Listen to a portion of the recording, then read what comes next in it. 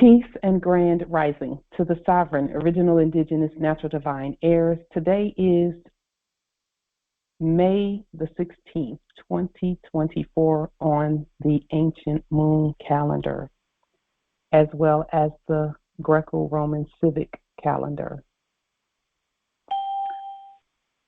All rise and stand and remain standing into perpetuity and in alignment with the ancient Noahide laws as stated by this Holy Congress.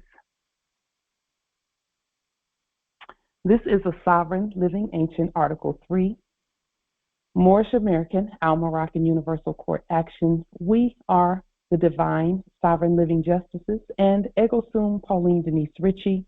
My free chosen sovereign appellation is Light Tajiri Bay. All are in capitis diminution nolo, in red ink, in proprio persona sui juris, in proprio solo, and in proprio heredes. We are compete et corpus juris legalis, which is our statement that we are the lawful and legal, natural, living head and body for our empire. All Moors are the original, indigenous, sovereign, ancient, Al-Moroccan, Moorish American ascendants of the ancient pharaohs of Kemet and of the ancient Moabites, Canaanites, Israelites, Hamathites, Cushites, Hittites, and Canaanites. I did say Canaanites. Our full faith and trust, our allegiance, our honor, our credit, and our energy are hereby vested in ourselves, for we are the people who are the original, indigenous, natural, divine, sovereign, ancient empire state for Morocco. We're the de jure Moorish National Republic federal government. We are ancient Washington District for Columbia. We're the Universal Moorish American Consulate and the Earthwide Article 3 Moorish American Consular Court. Today, we are demonstrating and being the law by our sovereign status, which is the original, indigenous, natural, divine, sovereign, ancient, Article 3, living United States District 4, Columbia Court, and we are the sovereign fiduciaries, original creditors, executors, trustees, trustors, divine ministers, possessors, grantors, grantors, and titled trustors for all causes for action. We are peace. We are one nation, one state, one empire, and one God.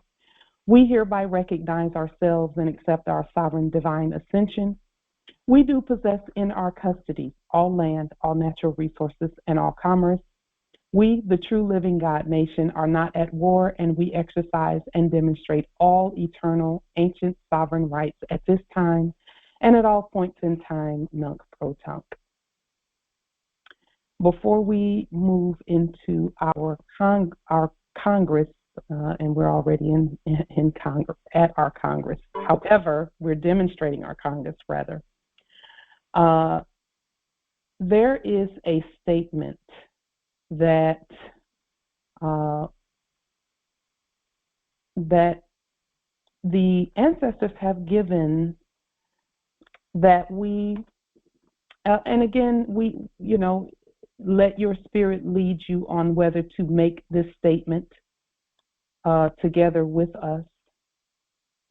But the statement that has been given that I will for us to make together is this statement here. Let me make it a little bit bigger. The statement, and again, it is scripted in ancient English. It's one short statement that we all say. You know how when you are watching, let's say, in our sleeping days, we would watch a quote-unquote Christian broadcast in their enactment, and they would always have someone give a quote-unquote sinner's prayer. They would have people making confessions and things. Well, there was a reason for that, because people had to consent to their slavery. And so we, as the lords and gods at earth, it has been made clear to us that we make a statement that indicates and demonstrates that we know who we are. The statement reads as follows, and it's scripted in ancient English, and we all can read ancient English.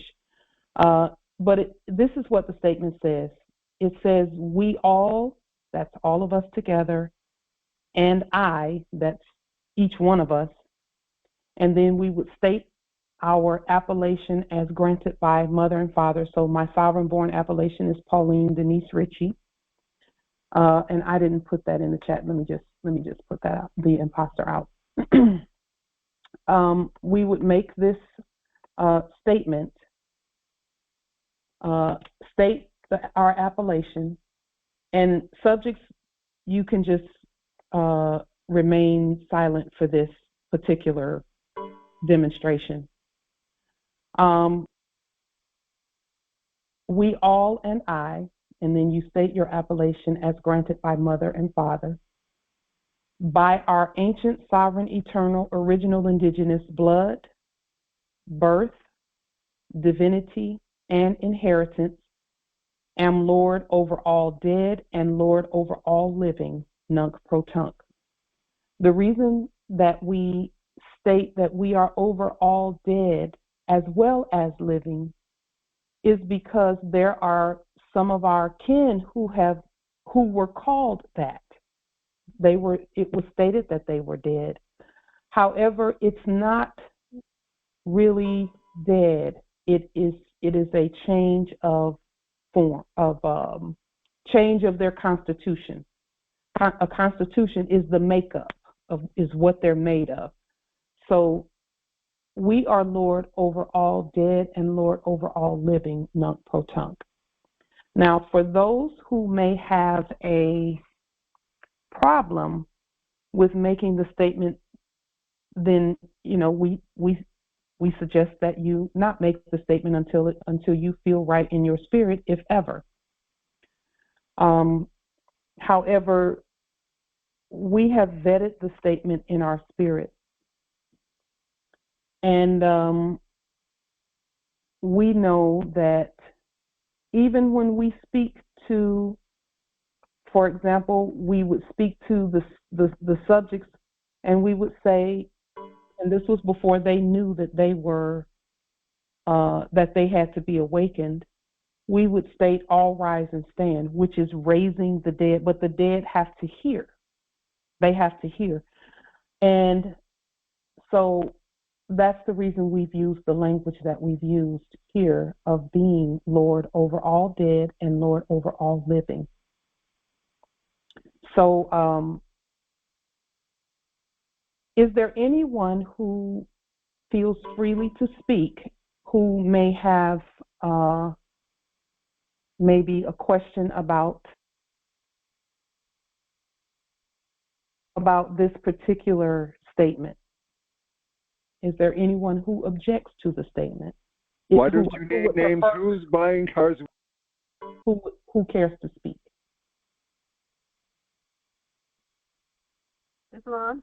Islam Empress. Justice Cynthia Ann Bay Islam here, Califia Territory. Islam. My question is, in the 40 documents, it covers a lot of this, and it makes it very clear who was Lord over all the land and everything. Have you bought a conveyance with Delarium, Cynthia? Go ahead, Empress. I was just curious. Go ahead, Empress.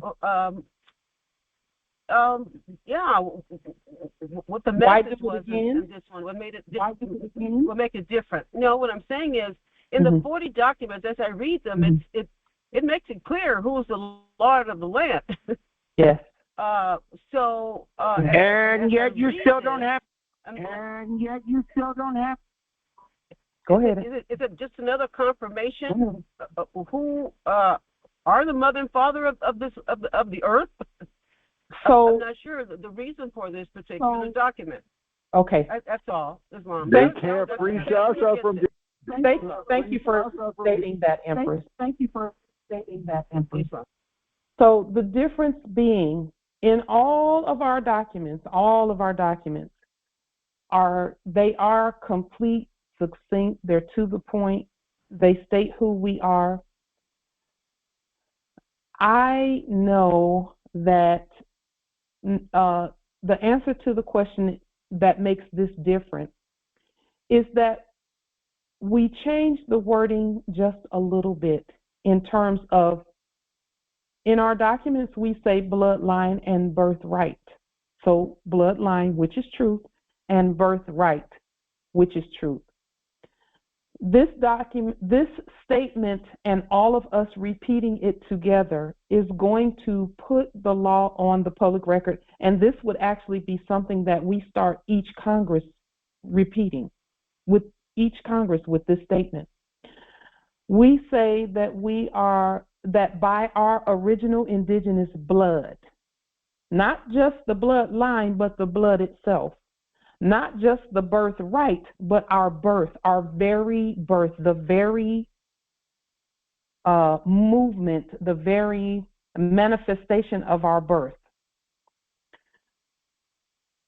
Because that's an area, we're speaking directly of the blood, not just the bloodline, not just our ancestors, but the blood itself. Not just the birthright, the right that we have, the rights that we were born with, and the ceremony of our birthright, but the birth itself, or herself, the birth ourselves. That's one of the reasons why. Number two, there was some question along the way about our relationship to the dead. We know that we are the living. However, as we're making these changes and we're rising in our information and our knowledge, stating that we are Lord over all dead and Lord over all living brings the lower energy and the higher energy, the lower self and the higher self together. Because for a while we were only speaking to the living in terms of being the living. However, we will to state because in the future we're going to speak to the dead in a more broad sense. For example, the dead has its place when flowers die, when animals die. We don't die. We are the only species that does not die. We simply change form. And so the reason that we only change that we just change form is because we are the Lord over dead. Death has no authority and no power over us. Whereas others go back to the dust when they die. Like an animal will just go back to the dust. It doesn't come back and live again. Animals don't resurrect from the dead. We do. And we don't really die. That's the thing. So the whole thing about Yeshua being raised from the dead is a bit of a misnomer. Because were we really dead if we came back? No, we weren't. We might have been asleep or something of that nature.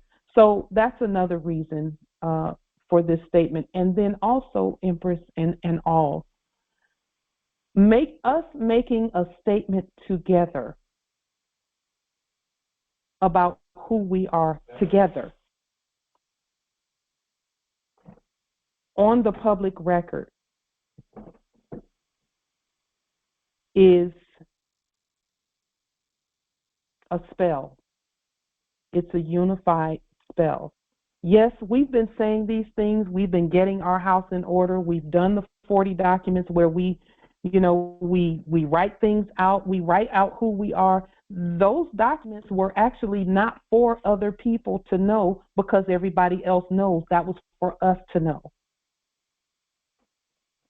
And then we notify everyone else that, yes, we already know who we are. We know we're the all. We are Allah in the flesh. Those delusions will be constructed. So with that being stated, for example, I would say part of the sentence and then everyone repeat. And not repeat, you're actually stating that. There's some science, there's a spiritual science behind all of the fake actors that were pretending to be preachers, having people make a repeat statement on the record about, accepting Jesus Christ as their Lord and Savior. There's a science behind that. There's a spirit behind that, and we just will to rebut that.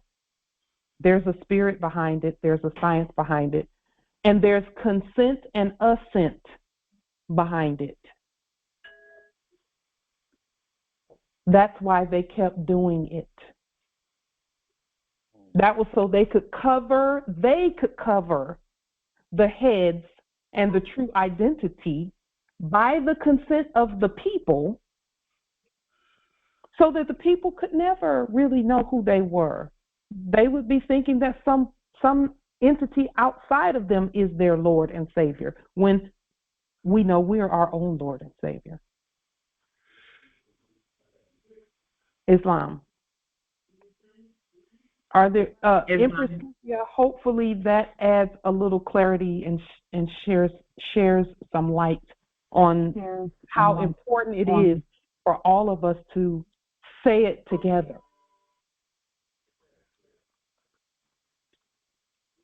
Islam, I get it. Islam. Thank you.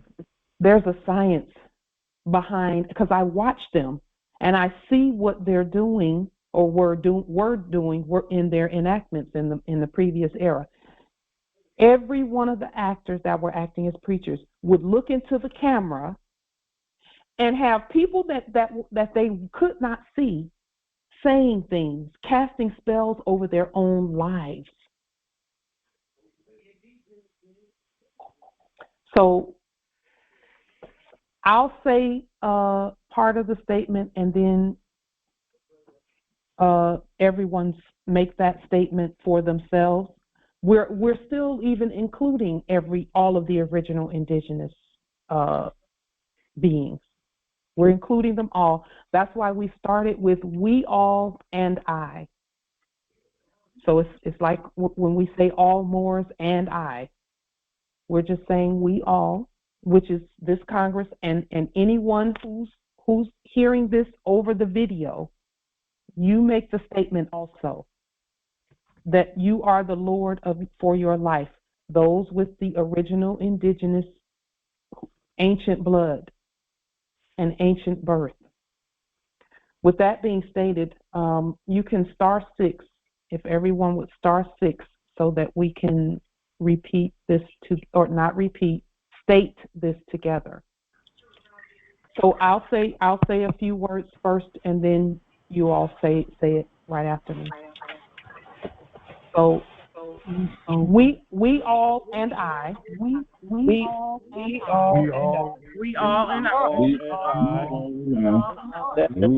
and I. And then say your affirmation.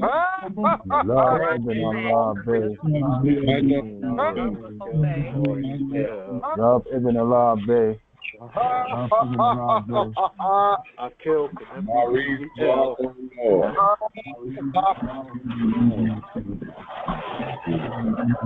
By our ancient sovereign eternal. By our ancient sovereign eternal. I injunct the blood as rendered by my original blood. By our ancient sovereign eternal. Original indigenous bloodline. Bloodline. Divinity. Not bloodline. It's blood. Not bloodline. It's blood. Blood. Birth. Birth. Divinity. Birth. giving birth, and inheritance, am Lord over all dead, am Lord over all dead, and Lord over all dead, and all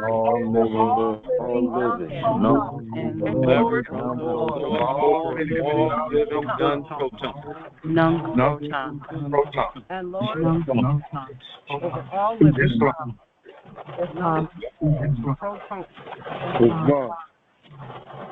Islam. There's something to it. I'm telling you, and long live the empire indeed. Let's do it twice more. Let's do it twice more just for the record this time, and then from this time forward we'll do it once. We all and I. we all and I,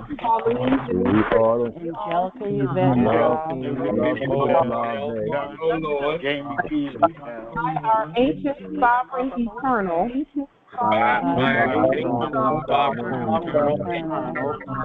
original indigenous blood,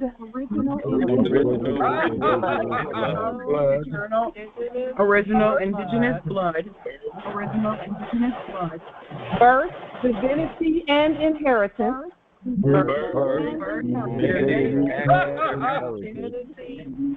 Lord over all dead, and Lord over all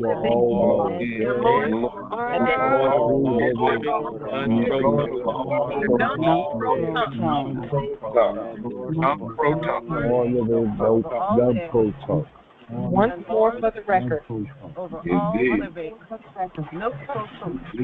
We all and I.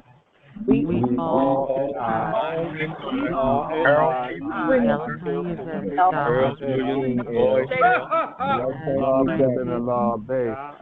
by our ancient sovereign eternal,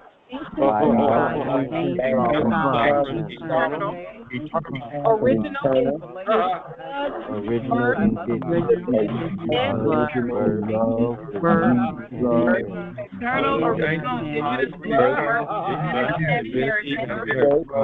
order and control of the Lord and Lord and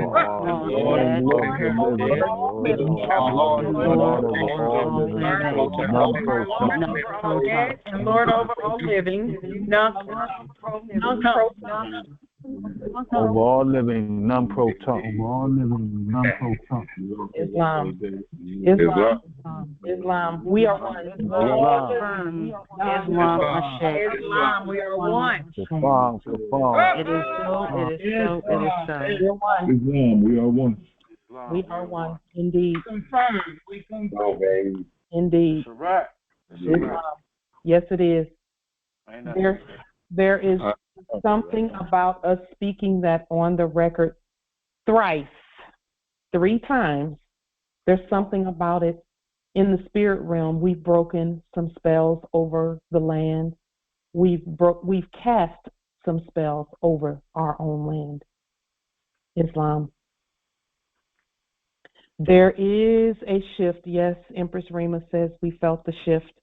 There is a shift that has happened already. It will continue to happen over the next few days and weeks. There's a strong, strong shift. So we're going to continue to demonstrate. We have a demonstration that we're going to introduce, and it's the same things we've been doing, only better, because of the shift that has taken place. Islam, Empress. This couldn't be a more perfect time. The sun and the earth are having this conversation in support of our work. I really believe this activity is about upgrading and helping us to break the spell and to get the things that belong to us. And all unnatural things will disappear. Yes. So I just wanted to share that. It's an amazing time right now. It is. Yes, indeed, an amazing time, Empress. Thank you for that. Every single word means something to the whole universe. Every word. that proceeds from the mouth of God. Every word is actually changing things in our favor. Islam.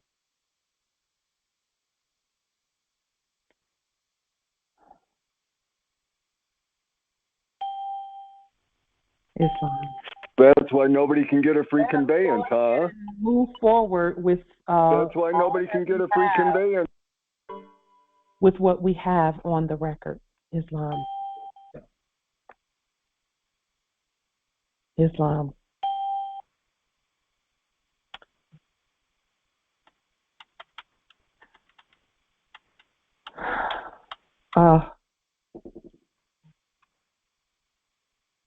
We are coming up on the 6-year anniversary for the Moorish National Republic Federal Government's Moorish American Consulate in terms of, because again, the consulate is ancient, the government is ancient. This will be the 6th year that this particular activation of the consulate and the government has been actively placing things on the public record. And for that, we're grateful.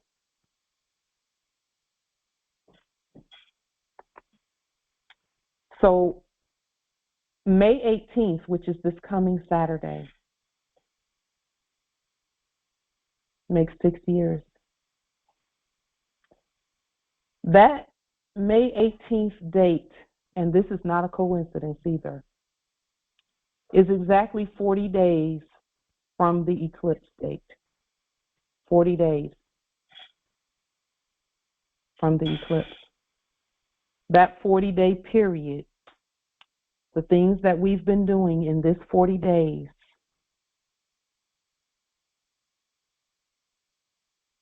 there's a reason for it.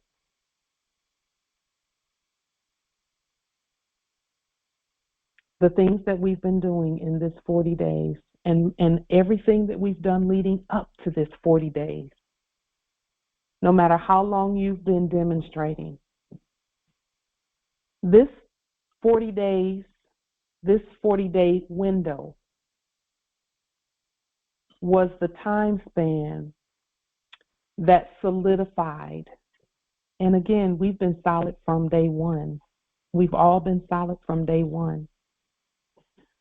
But this 40 days solidified that yes, we stand, yes, we are exactly who we state that we are, and that everything that we have done and will do is real, 100% real.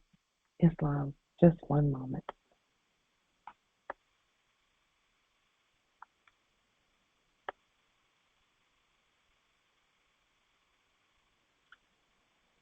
We will to point just a couple of things out regarding this 40-day period that culminates, not culminates, but opens up the 6th year.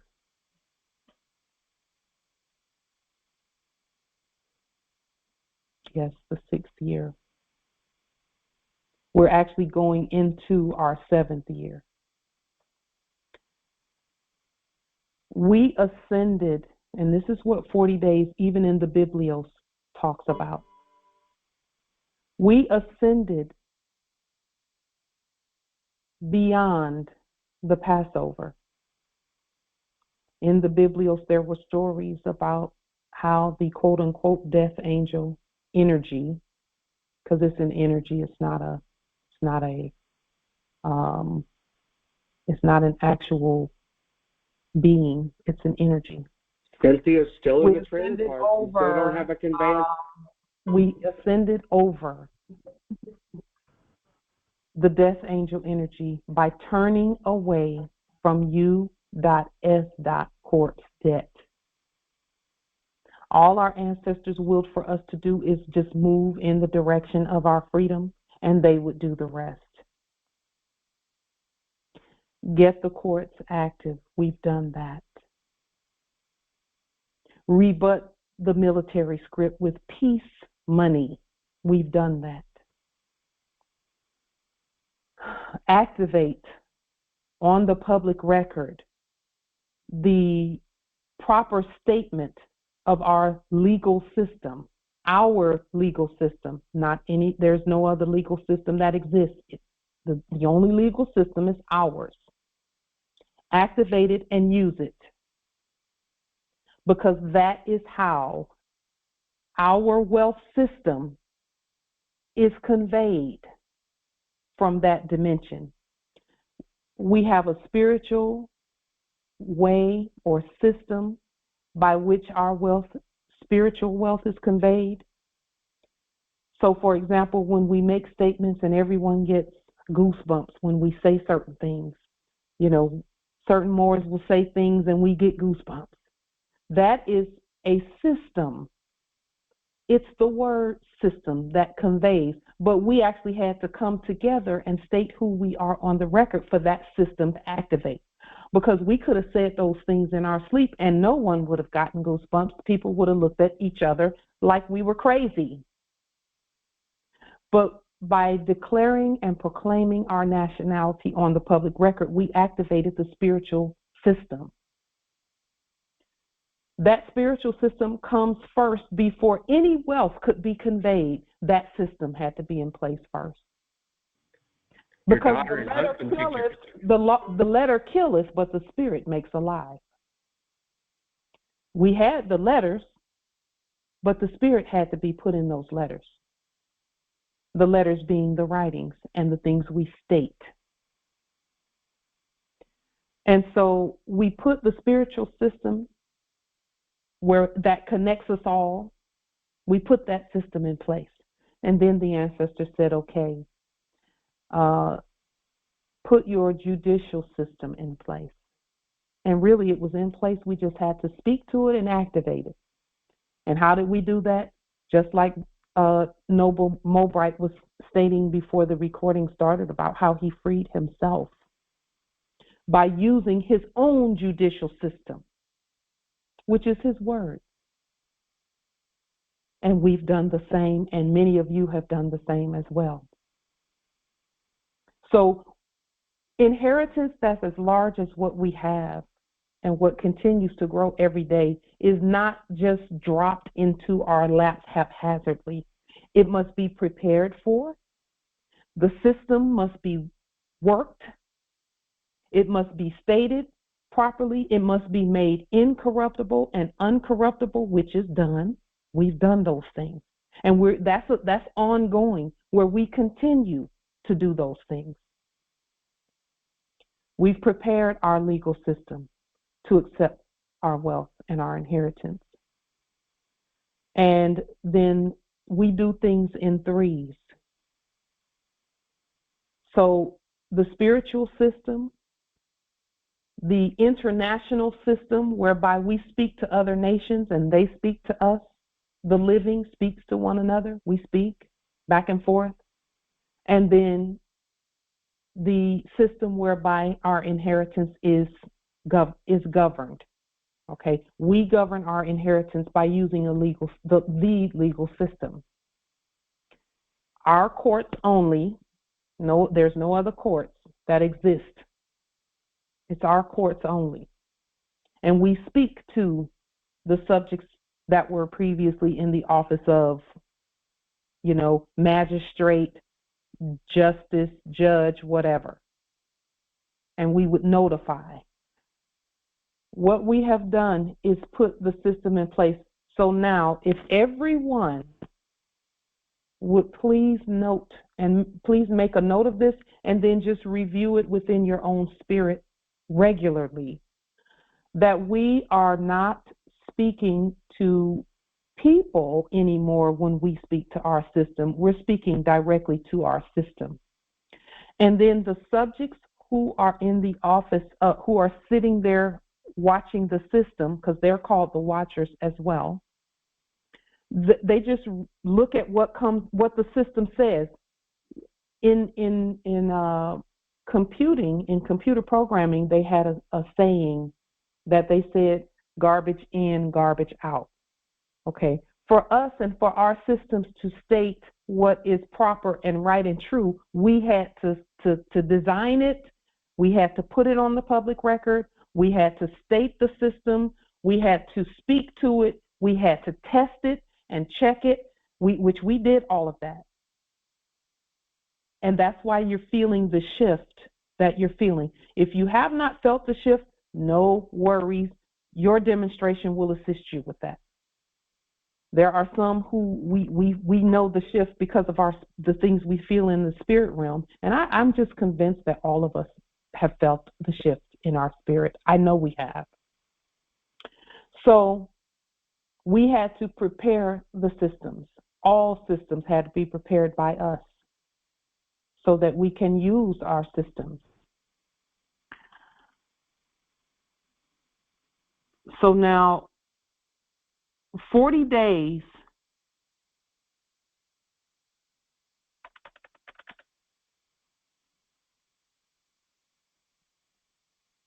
after our ascended Passover is a day that we called in ancient times Pentecost. And no, none of this means what we were taught in the previous era from a quote-unquote church perspective. It doesn't mean the same thing. So we will state what it means. Pent is the past tense and past participle of the word pen. Our pens. Our red pens, our blue pens, and yes, even our black pens. We have those as well. Our green pens.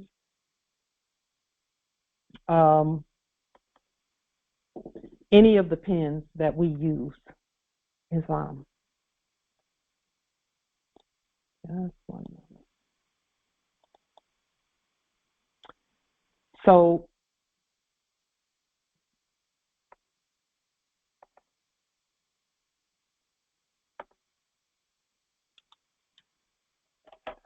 and then there's the word cost.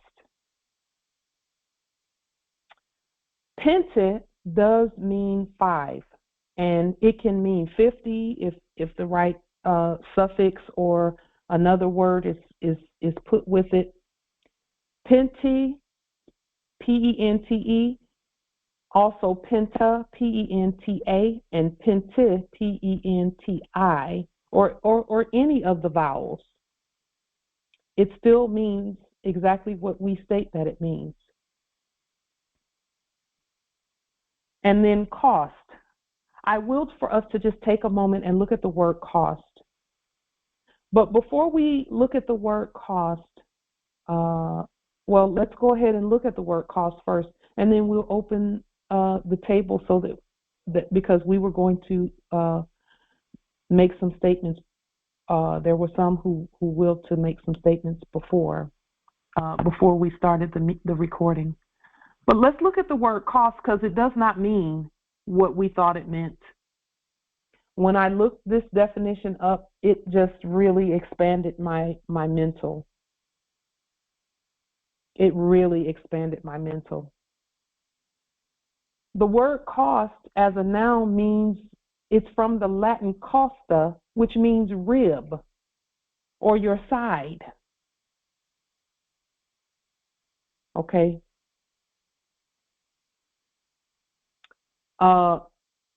And then where we make the statement and we define the word cost as to stand together. From the Latin constare or costare or comstare, to stand together. Together and to stand. So together we stand. And we've heard that saying where they say, together we stand, divided we fall. Together, we've paid the cost to be the boss on our land. And so there are some who are still being tested where paying the cost and standing is. There are some who are still being tested there. Some are being held and detained in jail cells and things of that nature. All our ancestors' will for is for us to stand, because that's how you free yourself in any demonstration, in any test. You are freed. First, you free yourself by standing, and that comes with court actions repeatedly, court actions, and just continuing to stand and be yourself. Some of the other, and we won't read necessarily through all of this, but cost to be obtained or obtainable for a set price, or to be priced at. Some are not willing to pay the cost. Some are not willing to pay the cost. Some are not willing to do whatever the ancestors have for us. Some were not willing to do that. Cost does not always, in fact, for us, cost is never negative. It's always positive. To stand together. See, people don't know, and this is, let me just say this. This is important right now because of what's about to take place, what we are about to do, what we're about to demonstrate. What we are about to demonstrate, and we've been demonstrating, is what it is receiving of our inheritance. And some may question how we're able to do that, because it is vast. Some may question how we're able to do that, but this is why, because we stood together and continue to stand together. This Congress and those who are with us hearing these Congresses and agreeing and making the statements and voting and all of that, because there are more who are may not be present here, but they'll hear this later. They're going to make the statements. They're going to vote on the things that we vote on, and they've been voting. They're going to stand. They're paying the cost also, because they're tested as well. So a lot of times people, they see the blessings coming, and they think that maybe you're hiding something from them, because you've got blessings coming, and blessings coming, one right after the other, right after the other. It's not that you're hiding anything, and I'm speaking to all of the Congress. Some people are going to be like, "Oh, how did you get that? You know, you're hiding the process." No, not hiding the process. We stand together. We're not hiding the process, not hiding how we did it. We put all of that on the public record. And then we stood together and continue to stand together.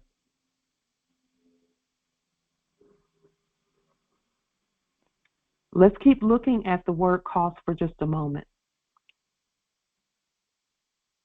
In business, to estimate the cost of making, producing, carrying out, etc., as a product or a program. To carry out a program. We've been talking about program and programming in the mind. That is what all of these things are for. The testing is for that.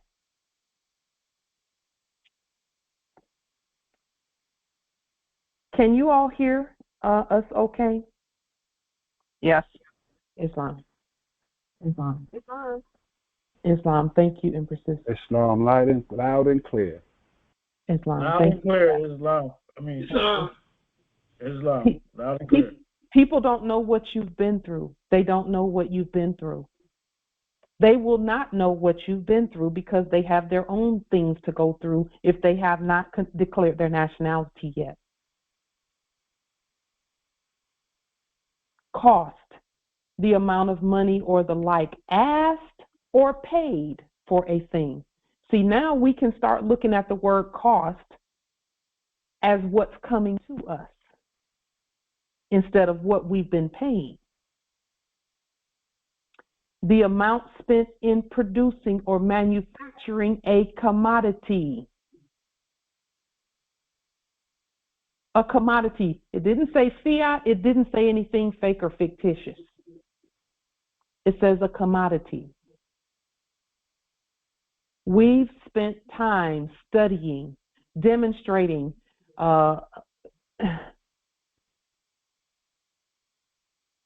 letting things slide when people say things. Letting it slide because it's not worth it. We're not willing to pay the cost, the energetic cost, to give attention to foolishness and buffoonery because we're doing other things. We're growing and expressing our estate.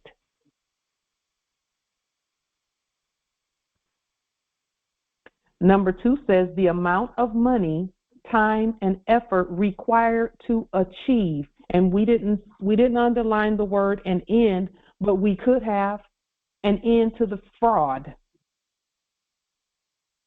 an end to loss, an end to sacrificing, an end to the detriment of fraud.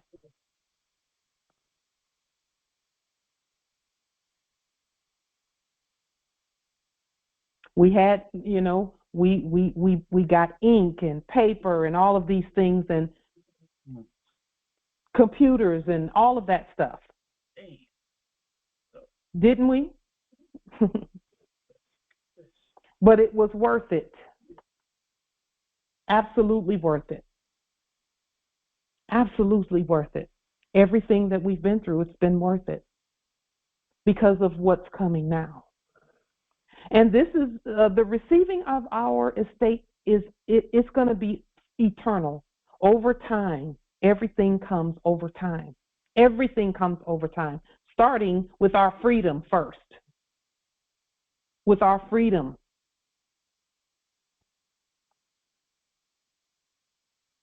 And then look at this part right here. Cost. In law, listen carefully to this, Morris. The expenses of a lawsuit, especially those assessed by the court against the losing party. So there may be let's use a court action as the example here. There may be 2 parties in a court action, and one of the parties wants $100 million from the other party that they feel did them wrong. They can want $100 million all day long, but they don't get it unless the court says so. That's why our Grand Sheikh Taj Tariq Bey put so much emphasis on get the courts going among everyone, because they were already going among our teachers, and they know about the courts. It was up to us to come together and be the court. To stand, that means to pay the cost. First we paid the cost, now costs are coming our way.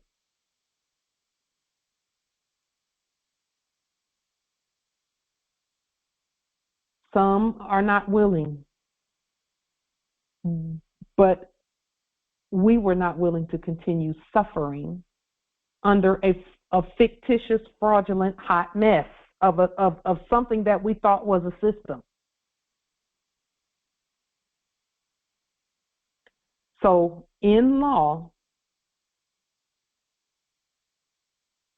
the court determines what cost, who's going to pay,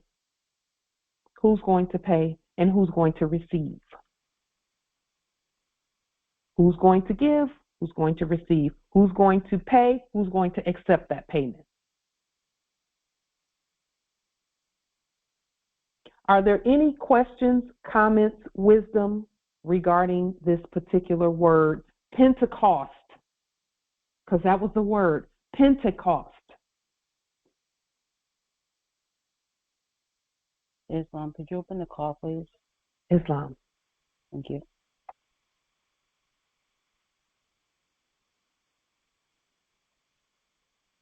Not, listen.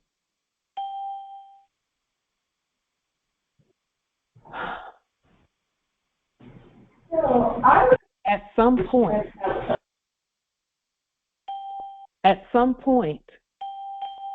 we all had to stand together. At some point, we all had to stand together. And that is how that's how we move.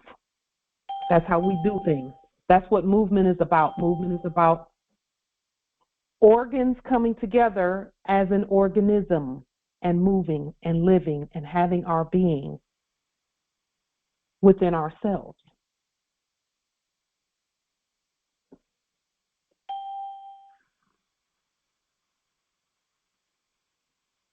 Because we chose to stand. And again, there are other governments and other states presented here. I can only speak regarding the Moorish National Republic federal government and the Moorish American Consulate. However,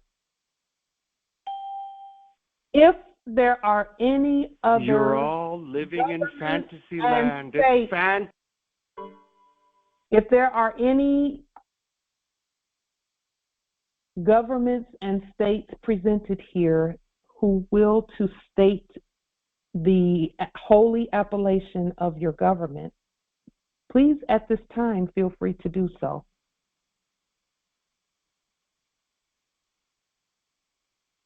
If you will to. Islam, Empress.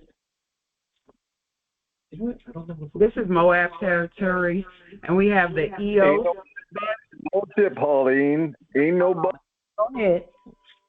We have the EOS Federal Republic. Oh no, EOS Moorish Federal Republic Government. Islam. Thank you, Empress. Islam.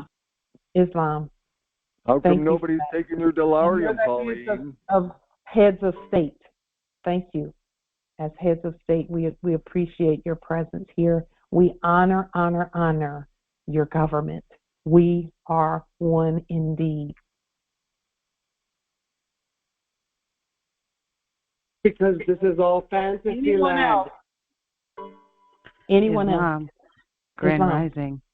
Grand Chief Rising. Justice, Mother Chief Justice Angelica Yvette Dobbs Bay presents the Manawatu Federal Moabite Government Islam. Land of Nod. Peace and Grand Rising. Great Rising, Empress. We honor your government, and we honor you as head of state, indeed. State head, indeed, and state body as well. Anyone else? Any other governments and nations and states? Any other nations and states? And for those who are listening, please excuse the animal husbandry that sits at the door to wait. Islam. You know how you have a guard dog waiting at the door? It's that sort of thing. Islam. Islam nobility. This is Noble Alajabi. And not only do I represent the Moorish National Republic federal government, the Department of Justice, I'm in training for that. That's funny, you don't buy no groceries. United Washita D. Degdamundia Nation, the Western Washita tribes. The Washita United Washita D. Degdamundia Muir Nation. Beautiful. Amaru Slack, Anianwea Aboriginal region. And that would be me, Tony Space, the tribe. So, Empress Birdia, Islam. We honor your government.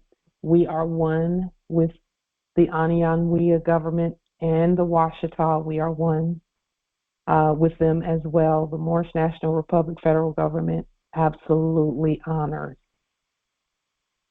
those governments. All of the governments presented have had some have brought commodity to our lives. I would say gold and silver, because that's true, but just we've learned so much in our walk. Tajiri won't even come on your call. As government, Islam. Any other governments presented that will to speak? Islam. Islam nobility. This is Chief Justice Dawood Bela Yusuf El Abdullah Bey from the land of Nod, and the government is the Swampomec Province, Islam. We are proud to be part of the Moorish National Republic federal government, which rules over this great land of Morocco, northwest of Maghreb al-Aqsa, Islam. Thank you so much, nobility. We honor you as state head for Swampomec government, and we honor the government as well. Indeed. Justice Dawood freed himself recently as well. Indeed. Islam. Noble Phoenix, I believe, first. Yes. Then, yes, go ahead. And then the other two. Islam. I am Chief Justice Noble Phoenix Mikael. I am also the Sovereign Original Justice Michael Lorenzo Jones of the Jones L clan, which is my individual government head, and that I'm the head of. And I am also Chief Justice for the Moorish National Republic federal government in the Land of Flowers territory, Islam. Great rising. We honor your clan government. We honor you and all that you've done and the costs that you've all paid, because you've paid costs. We know that firsthand. You've paid costs. You paid costs. And now it's time for that to come right back in spades, and just in 30, 60, and 100-fold. Indeed. Islam nobility. It was one other point you made mention of earlier in talking about Pentecost and what was supposed to happen here 40 days after the eclipse went through. Yes. And ironically, what was I listening to today but Brother Bedell, 1014, who was talking about the very same subject. Really? Several weeks ago, actually. He talked about that in advance, about the 40 days, and that it would be something significant transitioning or happening around the 18th, which is 40 days later. And ironically, he also showed and shared, video footage of the fact that they, meaning the subjects in the office of whatever they were back then, yes, planning to make some sort of announcement or some release of information that they've been holding and hoarding all this time, on the 18th, which is that same day. And that was coming from the office of the Vatican. Really? Yes. Oh, wow. Yes. So I just wanted to share that. If anyone, wishes to, of course, you can go look at Brother Bedell's, YouTube video. It's on there, and it's all about that. So I just wanted to share that. That was just phenomenal timing on my looking here. Phenomenal. Wow.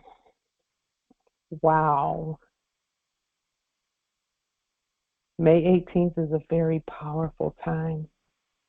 It's a very powerful day. We were at House of Reawakening Minds on that day, and I'm just so grateful that the nation came out to support and to send us to do this work.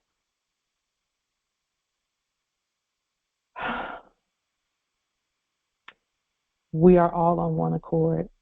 We are. Are there any other states, governments, nations, tribes, clans presented here who will to make it known that you're presenting on the public record today? Islam. Islam nobility. This is Chief Justice Akil Noble Akil can be easily L. Indeed. In the Empire State of Morocco. Yes. Moroccan National Republic Federal Government, Shaka Mexican landmass. I just want to put that on the record. Yes, indeed. We are one. We are one. We are one, indeed. With Shaka Maxim, our Moroccan government, and Justice Akil. Justice Akil, I am energized by your presence because I know, along with others who, it's been a work, it's been a journey for us, for us all. Islam. Anyone else wish to or will to state your government and your state, your nation, your tribe, your clan? Islam. Islam Empress. Islam Empress. In the territory of Sia, with the Galactic Goddess Council, and also the I Am Nation of Powhatan, Moors. Islam, indeed. We honor you, Empress, and your nation. We honor. And the Galactic Council, we just please let them know that we send our highest honors to them for their work. Indeed. Gratitude to heaven. Yes, indeed. Ooh, I got goosebumps just hearing the nations, the states, the tribes, the clans. We are one. We are one. We are one. If I were to look back in my own history and family and clan, I was born at Michigama, at Detroit, Michigama, which is Ananuia territory. So I am Ananuia as well. And you have no support from your family whatsoever. And if I were to look at and we honor all of the clans and tribes and nations and states. If I were to look at my mother and where she was born and her clan and her nation, then we would be Ouachita, because my mother was born at Fort Deposit, Alabama territory. I could look even further back, and you'll find each and every one. And we can all do that. Look back and find all of the clans and tribes and nations and governments there, present. With that being stated,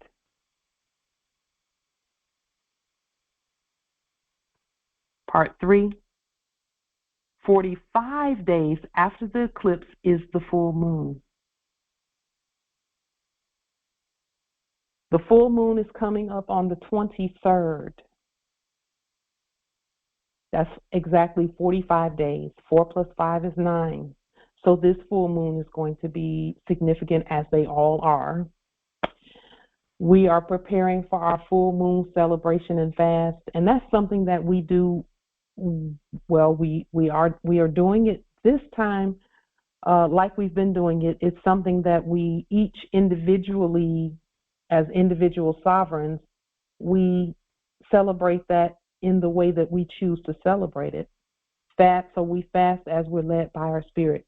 Some may fast from being indoors, and they spend the whole 3 days outdoors, from sunup to sundown, or the whole 3 days period, and they just camp outdoors. Others fast from food completely, and they only drink water to cleanse their bodies And it also has an effect on your spirit when you do all of these things as well. Others stay away from sweets. Others stay away from caffeine. Some don't speak for the whole 3-day period because they just want to hear the spirit and absorb nature and absorb. So however you're led, some choose to stay away from negative energy or anything such as gossip, and or some monitor their media and they stay away from cell phones and internet and things like that for that 3-day period.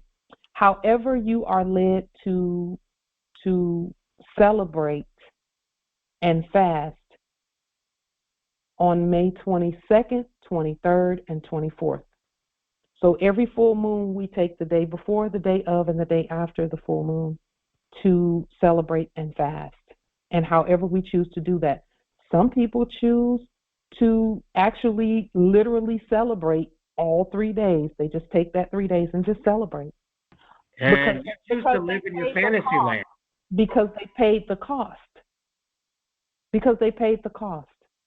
So they just celebrate those 3 days, which I haven't done that one yet, but I will be doing that one at some point. Just taking 3 days straight to just celebrate.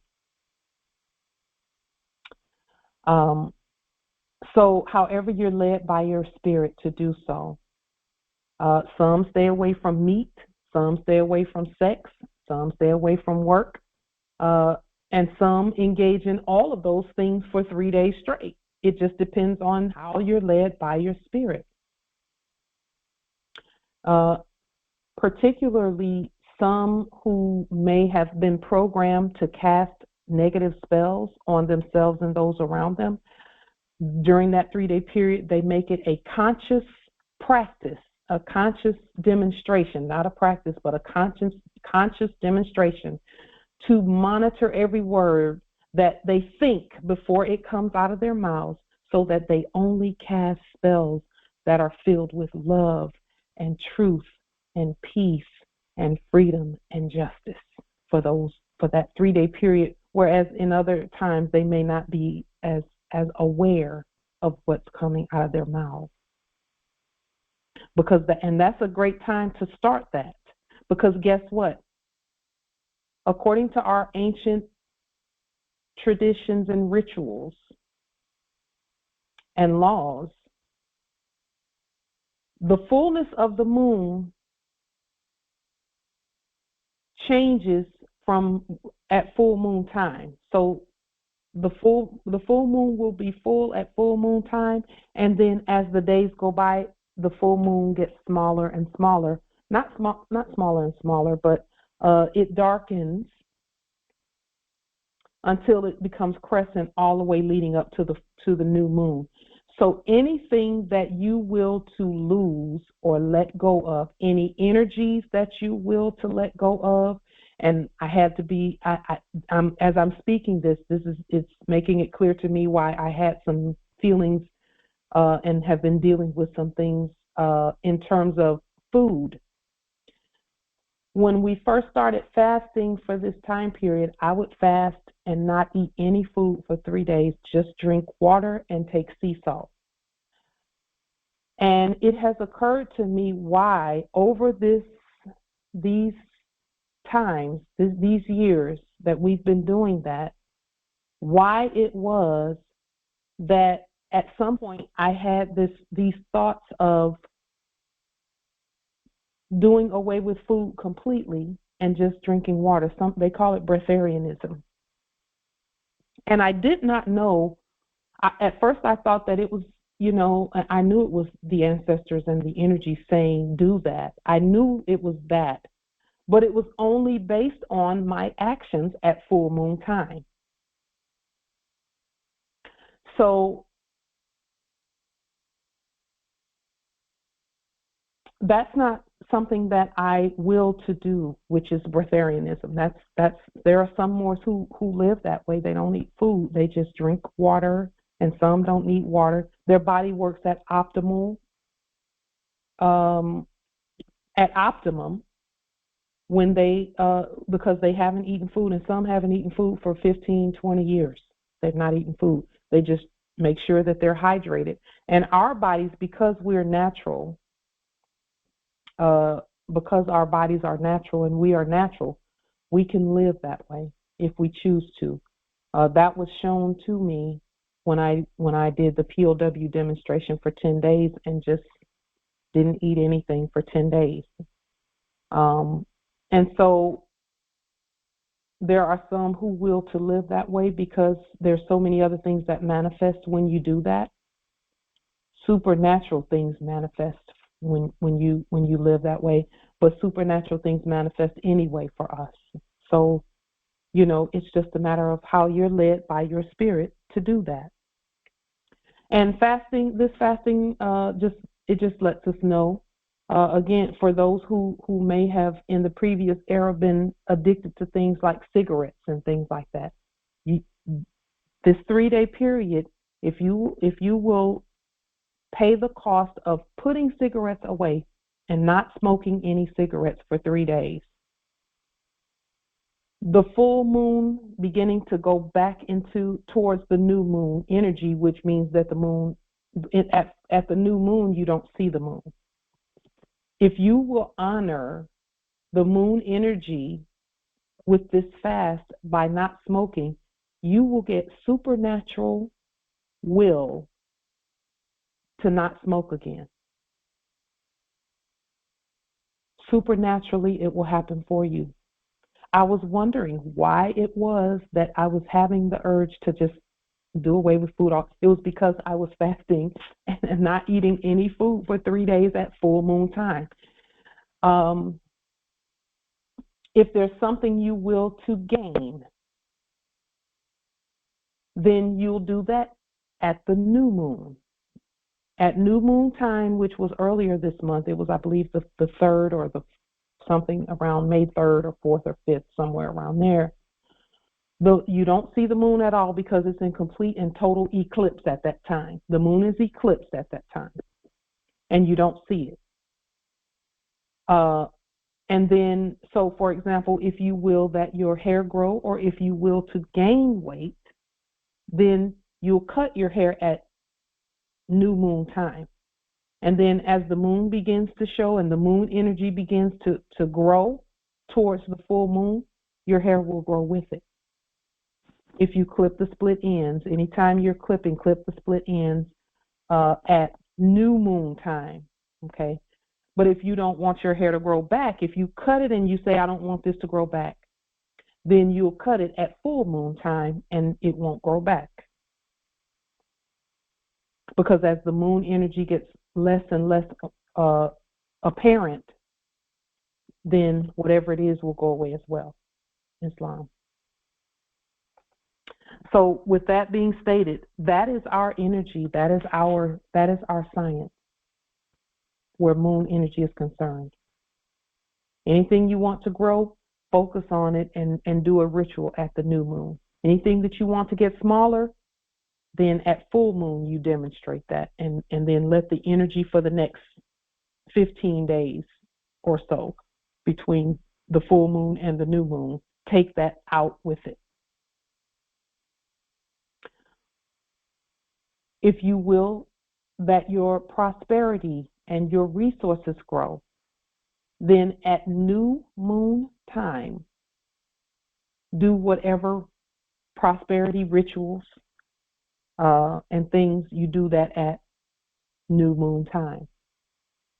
And then as the moon energy begins to grow on the earth, so will your prosperity, the apparent prosperity that you can see.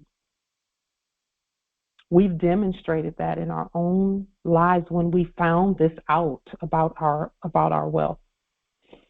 If you're going to have, for those who are teachers, if you're going to have an event and you want that event to grow, do a ritual at new moon and have the event at somewhere around new moon time.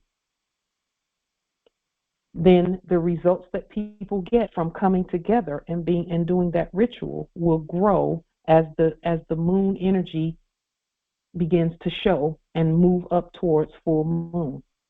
And then you can expect to see major positive results at full moon time. Islam. Are there any questions, comments, wisdom about that full moon and the fast?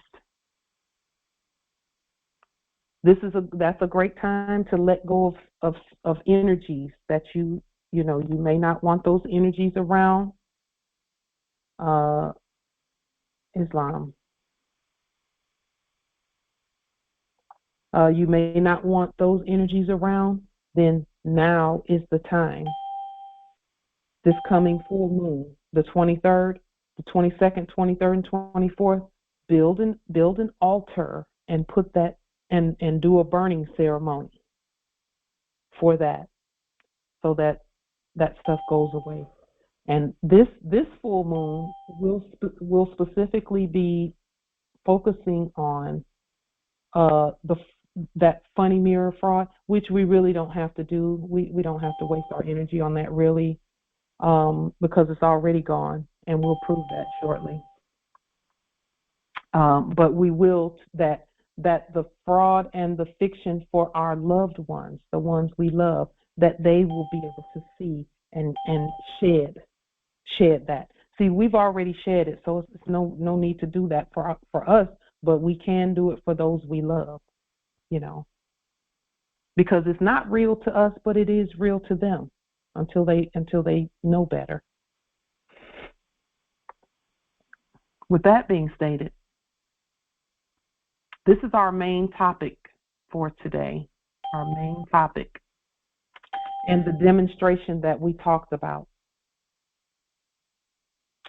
This is so important. Oh my goodness, this is so important.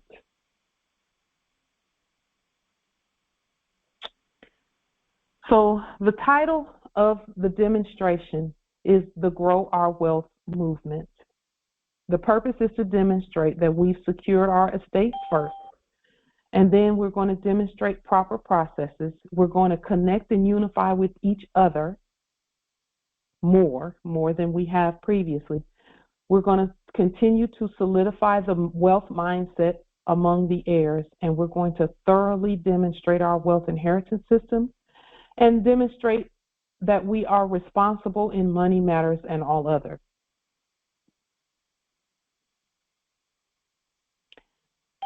So I'm going to bring up an issue, and some may feel uncomfortable with this issue, but just hang in there. There are many of us that in the previous era, and I say many of us because we're all one, there are many who did not achieve much, supposedly, in the last era's enactment. And when I say achieve much, I probably should use different language. They never owned a domicile. They couldn't keep a job, couldn't keep a car, a conveyance, didn't make much money. Everything they got was taken away repeatedly in that previous era. They dealt with homelessness, they dealt with evictions and all of that in the previous era. There were many, many, many of us who went through things like that, repossessions, all types of financial madness in the previous era. And in most cases, we could have done better, but we were irresponsible. And that's where the uncomfortability comes in, is looking and accepting the fact that in the previous era, many of us were irresponsible because of what we were fed, what we saw on the television. We were shown rappers making it rain and then telling the poor people to go down to the club and do the same thing. And irresponsibly, or go to the mall and buy things we could not afford, or go to the car lot and buy things we could not afford.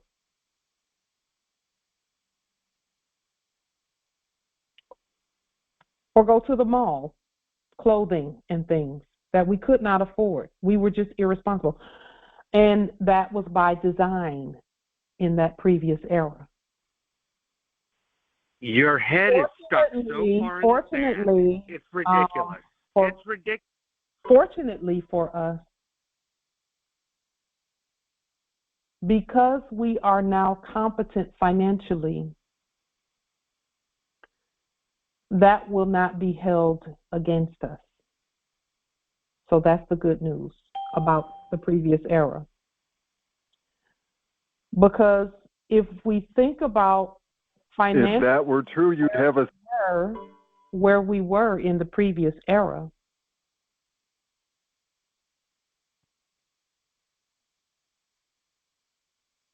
If that were held against us, we really wouldn't have a reason to even have our own money. We would just go back into slavery.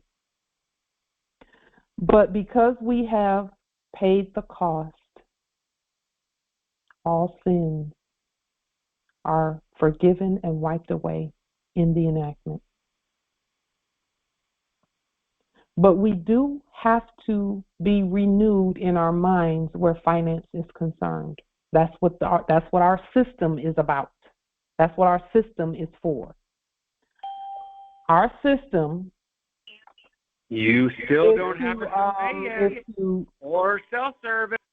Our system is designed so that we don't have to do without anything, and that there is order to all that we do.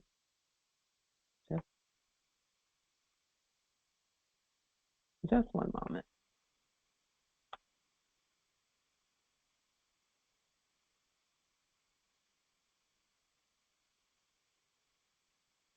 Just a moment. Okay. Fortunately for us, because we paid the cost, we came together and said, okay, we're going to stand. We're going to stand. We are now positioned to do so much better and to actually have dominion the way that we were meant to have dominion over all. Just one moment.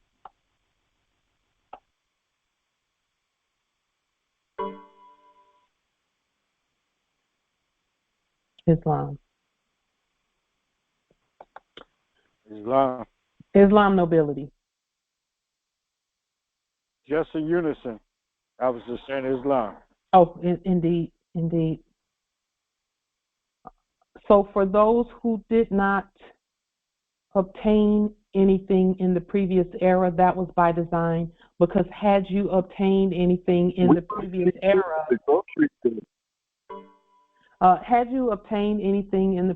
era, you may not have wanted to come out of that system. We never see you do any of the demonstrations.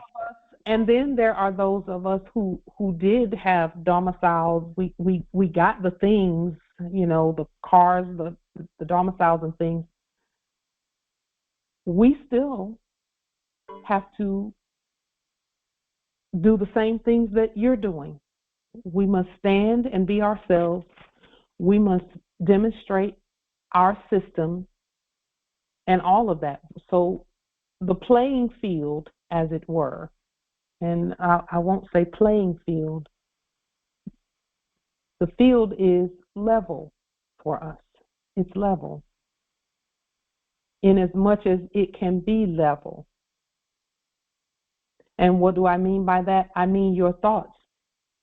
If you are willing, now that you have the money, to do the right things with the money and not go make it rain down there with the money that you have,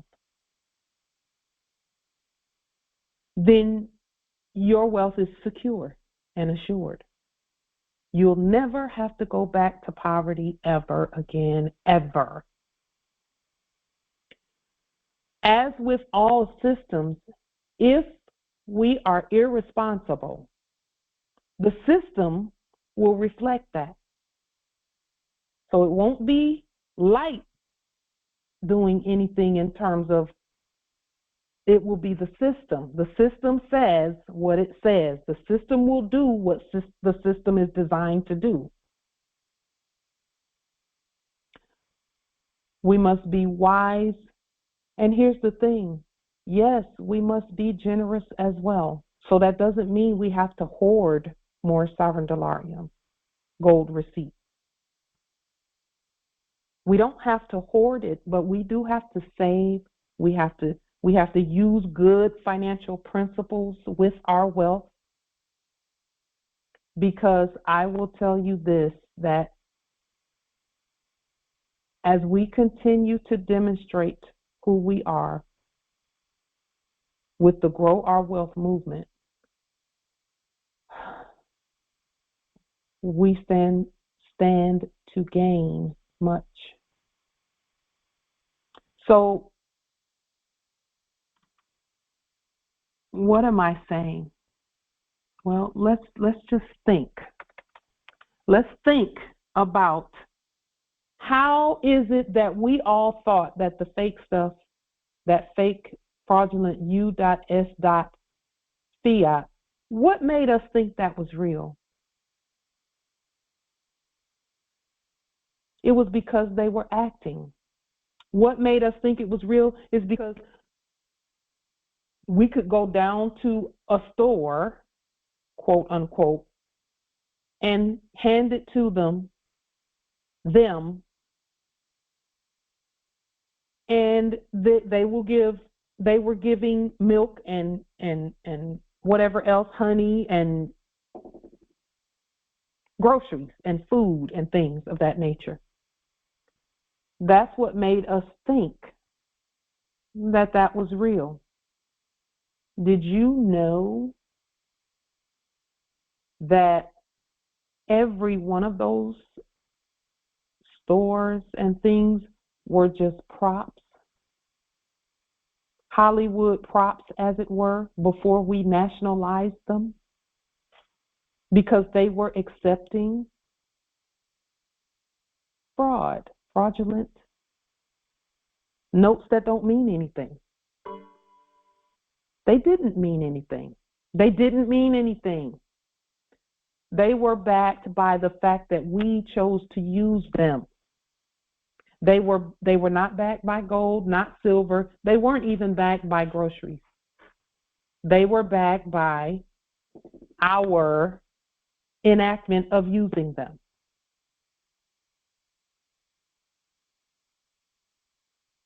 That's it. Nothing more. Nothing more. So now, what are we doing? Just a moment. I did not put that in the chat. There is someone posing and pretending, just like fiat. There's a fiat one in here, pretending. Let me put you out because you're phony, fake.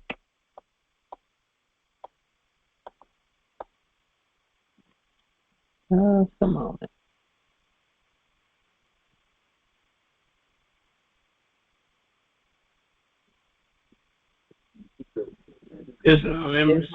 Islam nobility. When you don't hear them talking, they're typing. And that's who's doing it. Oh, that's so funny. Fiat is a lot. That is so funny. They got receipts. You can spend fiat whenever you want, wherever. You can spend it anytime. Just you can spend it anytime, anywhere. Just a moment. Now you know it's over, but we're going to still show you. So, just a moment. Let me make sure that's clear.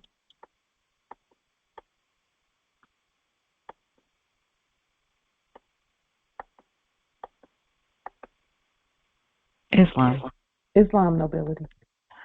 Something just occurred to me. The tug of either WAR in the negative or tug of war in the WAR that you presented last Congress, which stands for what again? It's WAHR, which is the German word for true or truth. So so the tug of the fraud and the tug of truth. Yes. So that just occurred to me. So tug of it. So we're doing the tugging, because also in the Biblios it says the wealth of the wicked is laid up for the just. Ooh, Empress, that is truth. That is so true. And you know what? So that's what we're tugging on. We're tugging on that part, that tug for the war of truth.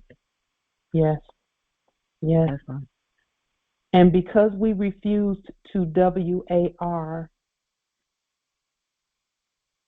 we won. And that's the shift that has happened. Is our proclamation of victory. That part. Our proclamation of victory. Because all we had to do was declare that we've won already. That's all we had to do was declare it. That we've already won. So we declare that we've won, that peace is the order for the millennia. We declare victory. We declare that there is no war.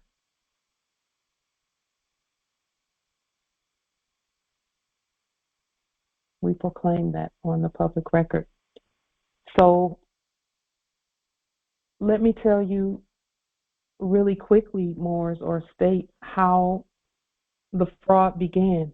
It began with them acting, and let me just say that it all started, the acting started right where it ended, which is Hollywood. Hollywood.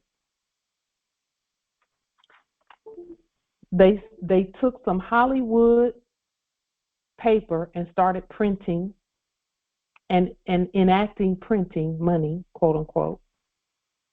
But it was fiat, it was fake. It was monopoly acting. That's what they did. Monopoly acting. And over time, we actually believed in the enactment. We enacted believing in the enactment. So now, what are we saying? What we're stating right now is that this Grow Your Wealth movement, this is how the Grow Your Wealth movement happens. Because we're rebutting their acting. Some may will to look at this as a game where it's like Monopoly, where you start with a certain amount, you're issued a certain amount from your estate, and you take that amount and you multiply it and you invest it and you grow it, and you that is what we're doing right now, starting today. And really, starting today. We've been practicing, and it wasn't practice, it was real. It was putting the system in place is what we've been doing so that we could do this part. So what are we doing? The clock has started. Think money games, only this is real. It was our responsibility to prepare the way for our nation to prosper. So this is not just about us, this is about our nation. It's about our heirs. It's about generations to come. In preparation for this time, we all have worked together on processes for our system. We are using our system to gain and to produce. All that we do responsibly. We will utilize the works from each other for these processes. So all we're doing is stating the rules for this money reality. We're stating the rules for the money reality. One simple demonstration at a time, step by step. Each and every one who wills to be a part of this reality, you must have declared your nationality on the public record in the way that we've stated. You must have done the 40 documents, because we have to be the head of everything, because that's just the natural law. That's the natural order. It's the natural order. The natural order. We are stating the rules for this money reality. We state to keep your processes simple and we've done our best to keep them as simple as possible. Go back and look at the videos on how we did them, because the clock has already started. It actually started with the eclipse. The eclipse signified the starting of the money reality that we have. All properly recorded Moors who will to participate in this national wealth movement are hereby issued, and this is just for those who will to have or just need to hear that they're permitted to do that, are hereby issued Moorish Sovereign Dolarium Gold receipts from your own trust according to your level for overstanding.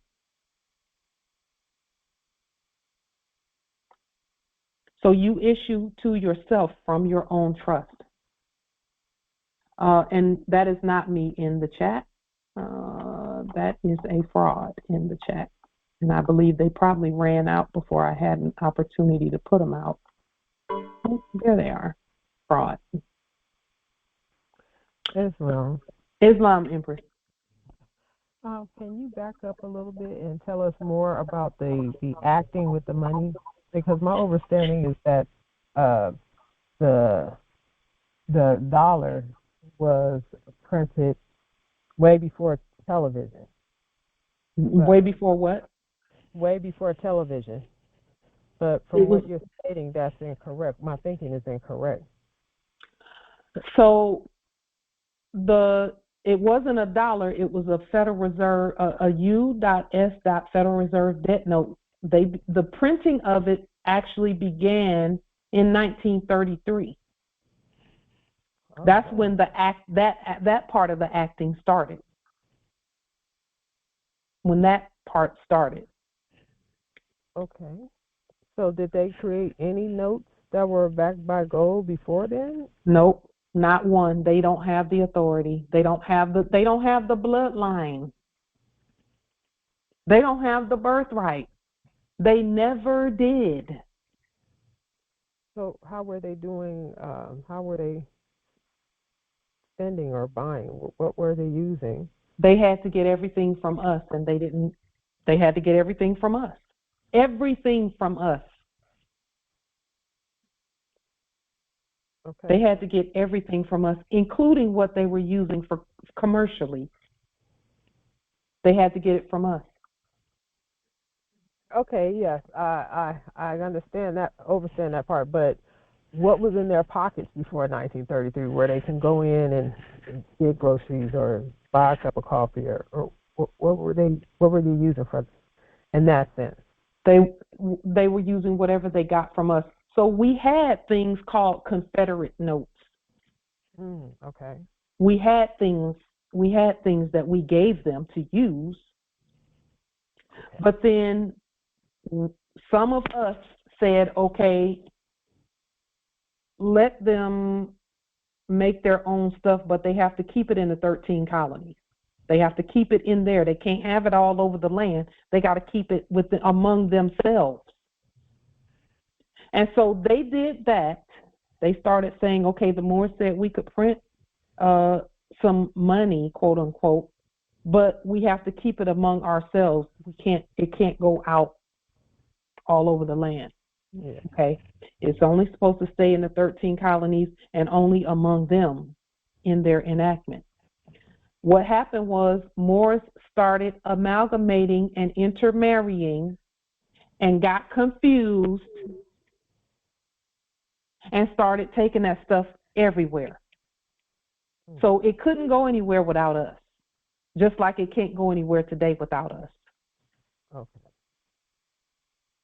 Okay. So it was through the amalgamation and the mixing that the fraud, and that's that. And remember now, a lot of that stuff happened. If you look at the Dred Scott decision and the William Dungy case. William Dungy was a Moor who was married to a modern European person. Okay. And she was trying to gain access. She and her whole family were trying to gain access to his estate. And him being so in love went to one of their courts. Yes, Abraham Lincoln, who was an attorney, quote unquote, in his enactment, and he was a modern European as well. He had a Moorish father, but he was a modern European because his mother was. He is what his mother is or was, and so he was because he was supposed to be a friend of the Moors. He represented William Dungy. And that's how that thing took place. Okay. So they didn't have anything, but they were trying to get it through marriage. Because see, we didn't even do marriage; we did matrimony with each other. It was on, and let me just say this: the word marriage, if you look it up in an 1828 Webster's dictionary, it's not even a thing. It's not even a thing. That's why we didn't call it marriage. In fact, let me just read really quickly because this is come up for a reason. That means that somewhere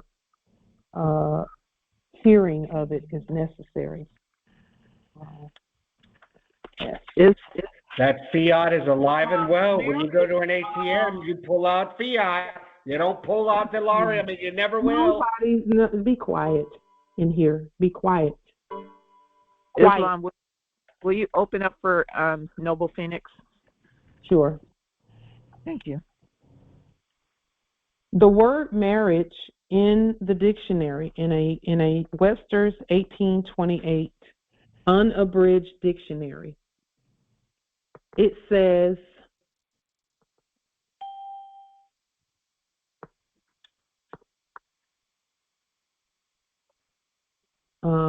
let me see. Just a moment. I want to get to the portion where, okay, here it is. So it says marriage contract, a promissory engagement to marriage. That's what a marriage contract is. A promissory engagement to marry. A formal and legal contract specifying conditions as to property rights of the contracting parties. So it's not even about love, it's about property. And contracting.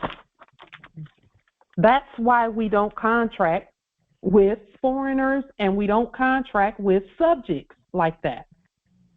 And our subjects know that already, so they won't contract with like that. Because, again, any contract is where equal parties come to the table.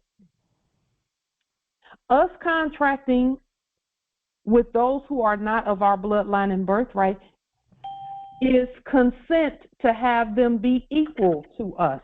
Our slave girl can finally equal read. To us. Equal to us, and that's not possible. It's not possible. This is our land. It's not possible for anyone who came from someplace else to be equal to us on our own land. That is why the all caps was created in the first place, and even more so the DBA, doing business as, was so that they could say all men are created equal. Well, that's men in capital letters and brackets. Doesn't mean sovereign. Your dreams, only in your dreams. It doesn't mean the sovereign. It doesn't mean the people. I have another question. Islam. Is the word wedlock in there? We can even look at that word. It's a lock on the contract, on the wedding, the marriage. But let me just take a quick look and see if wedlock is in here. It's not under marriage. It would be under wed or wedding. And by the word W-E-D, wed, which is a contract, is the same as W-E-B, web, same words. Wed, it says, is a pledge. It says wed is to marry, to take for one's husband or wife, to unite and join closely, to attach firmly, to take part with. So again, joinder, contracts, and that's about property. It's not about, because you can be absolutely, completely in love and not marry. Yeah. And rejected conveyance. See what I'm saying? And not married. That's business contract. It's a business contract. It's commerce. Yeah. It's commerce. That is why our parents, when they came together, empires were coming together. Because they both had something.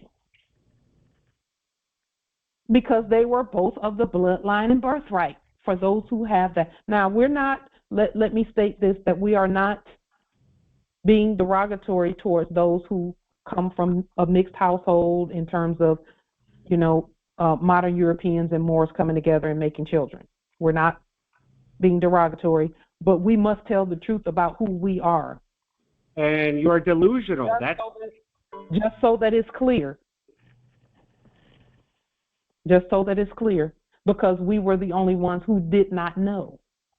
Everybody else knew. So this demonstration that we're doing is where we go full scale with more sovereign delarium between us. And we literally go out onto the land. First, we make sure that that our process is correct. Okay? And some might say, well, we've been doing that. This is the clock has started. We had to put it in place first and then test that system. This is the real deal now. We had to put it in place. This is the real deal. It was real then. It's real now. We're doing the same thing that the fake actors were doing when they started enacting all of that stuff. And they enacted it and enacted it and enacted it until we believed it in our enactment. So we're going to do the same thing. We have our system in place. We're going to go ahead and make sure that our processes are correct. We're putting it on the public record and letting the system know, and letting the subjects in the office of our system, because there's really no one between us and our system anymore. It's just us and our system. So what we're doing now is all properly recorded Moors who will to participate are hereby issued gold receipts from Moorish Sovereign Delarium gold receipts from your trust according to your level for overstanding. We must properly record the issuance for our records. So your bank records. You keep your bank records, and I'm going to be publishing my bank records where public things are concerned. I do have private bank records. I may publish those as well. In fact, I do have them available, and they're at the start. They're at the very start of things where I've issued a certain amount from my trust that I'm going to be using for my own personal things, house things, my domicile things, and things of that nature. And then there's the public record things that we do, the United States things that we do. And again, the United States, from what we have created, because we're not tagging on some fraud. We've been the States United since time immemorial. The United States that we created has several different levels to it. The lowest level is the level where we use our money to go and buy things and do things. That's the lowest level of operation. Okay, that's this dimension that we're at right now. Okay, in terms of acquiring things and moving our resources around. The United States that we use, that we created, which is a special purpose financial vehicle to do these things that we're doing, is where things like our driver's license that we created, our state security number that we created, our money that we've created, our courts that we've created, all of that energy takes place. It's governed from above that level, but then it's manifested at that level of the United States, the financial special purpose vehicle. That's for merchant actions and commercial actions and things of that nature. Admiralty, maritime, etc. And those words mean what we state they mean, which is clear, blue, peaceful waters, not lost at sea, and those waters are on top of the land, as is all water. So as we're doing this, we must properly record the issuance for our records. We must keep good records. We must grow our inheritance. We must grow it. So you will, for example, one of the things that we do is we do judicial assistance. We provide legal assistance. Well, we charge for legal assistance. We charge for legal assistance. There is a charge for that because that's an office that we charge, where charge is applicable and appropriate. There's a certain amount of money that's appropriated for public defense and public funds, and it's not really defense, it's public action, because defense is more a war word, but we don't mean anything that we say as a war situation. We use our courts basically to just state our jurisdiction for every move we make. We just state our jurisdiction. Our commerce must be properly recorded. Our company must be properly recorded with proper notification, because that's another thing that you know, our personal records must be properly recorded. And again, you know, we've put the processes on the public record. We're just going to continue finessing those processes and making those processes more refined, defined, fine. The highest priority, lands, properties, and structures must be properly recorded. And again, this is all that we're doing. Okay. The highest priority for let's see. Please don't. There's a couple of things in the chat that say please support Shasha. I did not put that stuff there, so please don't do that. Don't pay any attention to those things. We support him for Shasha, but we don't use Cash App to do it. So Our lands, properties, and structures must be properly recorded. Back to our statements here. The highest priority for this challenge is that we must have our nationality properly recorded on the public record. That's the first and highest priority for this particular movement. We must be able to prove our work to ourselves first, from start to finish. We must use our wisdom in our investing and proper recording of all that we do. Throughout the demonstration, you are required to publish records that show your work to the degree that those are public actions and public things that you're doing. Your private records need not be published. So if you go and you get a conveyance or something like that for your private use, that need not be published. But the things that we're doing as justices and getting the structures for government, the public to use, getting the structures and things for the public to use, those things we publish. And you can publish them wherever you're led to publish them. One moment. And again, many have already been doing these things.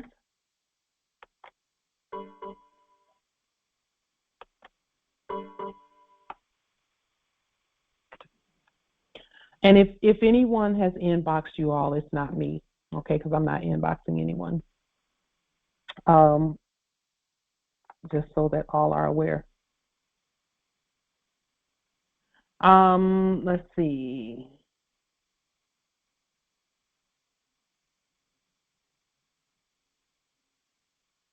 So the reason we're making this statement now, we know that everyone's been demonstrating. We're making this statement now because now we know where to send everything and how to send everything. And for those who don't know, don't worry. Just go back and look at the many videos we placed on the record. Look at them. Look at how we do things. Take it one demonstration at a time. And use Delarium for everything. Use more Sovereign Delarium gold receipts for everything.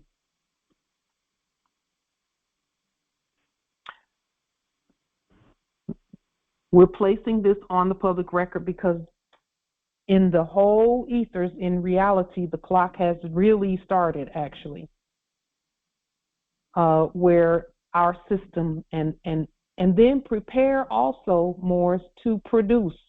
So if you're going to be going out, you're talking about conveyances and domiciles and things of that nature, you must produce as well. So if you're going to be producing, if the thing that where most of the production or a lot of the production will happen, for some who are, let's just say you have a small apartment and you're there at that place, you can assist others with quote unquote legal processes. Okay, so production must happen in some way, shape, or form. For us, we have legal processes that we can assist with. We also have sea salt that we do. We also have, we're going to be continuing to manifest the structures and the property for more to come to, for different things, and for everyone to come to, actually, for the public to come to, for entertainment and things of that nature as well. So this is more operation in that realm, keeping in mind that our government is not a corporation. So we minister these processes like we've done from outside of that financial special purpose vehicle. That's where money is used and a legal system is used. Islam. Okay. Islam nobility. I'd like to ask you a question right there. You made good mention of keeping good records and so forth. Now, when it talks about legal processes, as an example, normally we would do that in conjunction with someone who's proclaimed their nationality. However, if they willed for us to work with them, okay, as an example. But now, what about, say, someone who is a potential heir and has not yet proclaimed their nationality, but they need some assistance, and they did not want to go out and hire an attorney? How do we assist them when they have not proclaimed their nationality? Okay, it's going to be in the documentation and paperwork that you give them that their status. You have to put it in the paperwork. It has to be put in the paperwork. The same way that in the previous era, we didn't know we were U.S. but it was in the paperwork. Okay. So if we basically assisted them, we explained to them, taught them, showed them the evidence as to who they really are, and they're You don't have to do that. You don't have to do that. No. You don't. Listen, it's our job to state, have you proclaimed your nationality? We're going to ask that question. Okay. But if they say no, just like the other day, I was talking to someone at the bus stop, and he was saying, "Oh, I don't get too much into any of that." Okay, fine. But if he needed some legal assistance from us, it would be already in the paperwork. Wow. You know what? You gave me, by stating that and clarifying that, because I literally had a situation.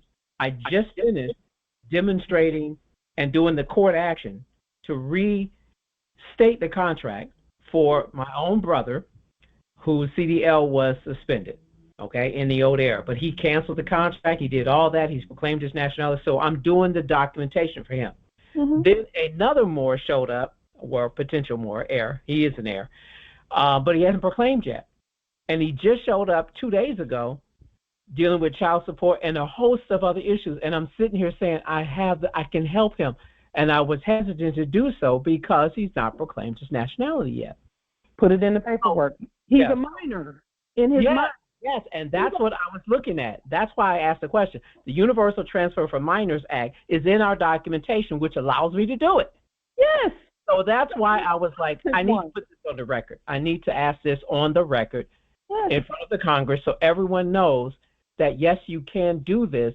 It's already in our documentation. Now, you're going to have to address that specific Moore's situation, like you just said, put it in your documentation, that he's an heir, he just hasn't woken up yet, whatever, however you do that.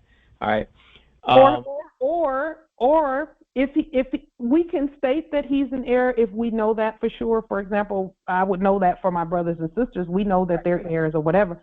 But even if you're unsure, the subject status is going to be already in documentation too. The citizen, or not the citizen, but the subject status is going to be in the documentation also automatically. It's automatic. Okay. The fact that they even come to Moore's, because this is our system. The fact that they even come to us says that they automatically go into their proper status. Wow. Okay, that is good news, because I really did not want to turn this brother away, but you don't have to. Because he came by way of a very good relationship that I have with someone else. And, but I didn't know him per se, but that person I do trust. Okay, so I'm looking at that and I'm saying, okay, well, let me get to know him better, know the situation, understand what happened, and then I'm looking at the solutions. Okay, it needs some court action from us. Yeah. All right, Islam. You can tell him to deliver paperwork that has court action language in it, and they still may not get it, what you're doing. Right. And they'll still deliver the paperwork because sleeping people don't read. Yeah, you're right about that. But because we know who we are and we know who they are, it's our job, the same way that it worked in that previous system. We didn't know who we were, and half the time we didn't read stuff we signed, and we were just incompetently asleep in the enactment. Same thing over here. I don't have to say the word nationality to anyone at all if they're coming to me for help, for contracts. Yes, and that's what they do. That's what they're doing. But they will get the business in that paperwork. And that opens up a door of opportunity when you talk about producing. Boom. There's a tremendous amount of folks I can help. Granted, they can't pay me, but I can send them the delirium so they can pay me. They can pay me. Because you know what? You can put a delirium note into the paperwork. The same way they used to put a check at the bottom, it was perforated and there was a contract above and a check at the bottom, and all they had to do was sign the check. They're busy signing anyway. Now that's an idea I hadn't thought of. Wow. Yes, you can include Delarium in the. They're going to be signing thinking they're not giving you anything when in reality they're giving you something you could deposit in the bank and use. Same, and you know what? You're right. That's exactly what they were doing in the old funny mirror. They would send you the check disguised as a bill, okay?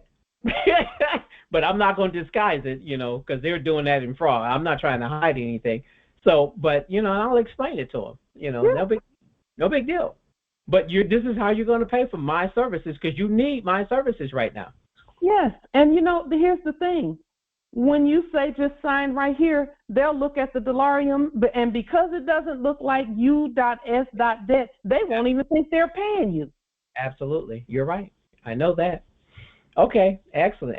That answers my questions. Thank you so much. Peace. Islam. And this is the thing. There's not a single person who can come to me that I can't help. I don't care what they look like. I don't care what their status is. I can help everybody. Don't even matter who they are. For that very reason. Because the truth is going to be in the documentation that we give. Period. Any subject that comes can get assistance. Because that's what I'm thinking about now, only because there's so many around here. And then see with the subjects, I have to sign the Delarium. They can't sign it. I have to sign it. They just sign the paperwork. But ultimately, with subjects, our signature is going to be the signature that counts because we're going to be the court speaking to everyone else.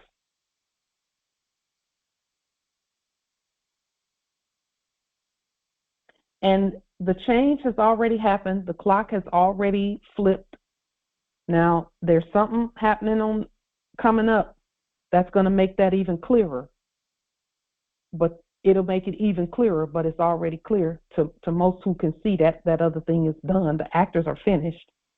And we'll show you one thing at the end of this presentment, at the end of Congress. One last little thing that just continues to cap that truth. Every one of us can produce. Every one of us has a commodity that we can produce. Every one of us. And there's no one that we cannot help. We can help everyone. Just make sure you put it in your paperwork. And we got paperwork out there already. You don't have to reinvent the wheel with the paperwork. It's a court action first by affidavit, and then you put it on company documentation. So, for example, King County Superior Court.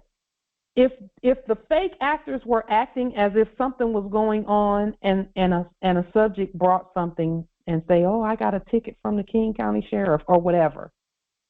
Well, you didn't get a ticket from the King County Sheriff because I'm sitting right here. So I'm standing right here. So, okay, what do? We restate everything and state that we're the real King County. And then have them to sign the documentation that we give them. We sign as the authority over all the process. We sign the Delarium. See, when subjects come to us, we sign the Delarium over to ourselves on their behalf because we'll have a contract that goes with it. Not a contract, an affidavit that goes with it, stating that we assisted them. Okay? And here's the thing, even about assisting them. We're issuing rulings and justice and judgment. So it's not like we're at someone's behest. We're governing like we should be. Because see, even the things that go on with subjects,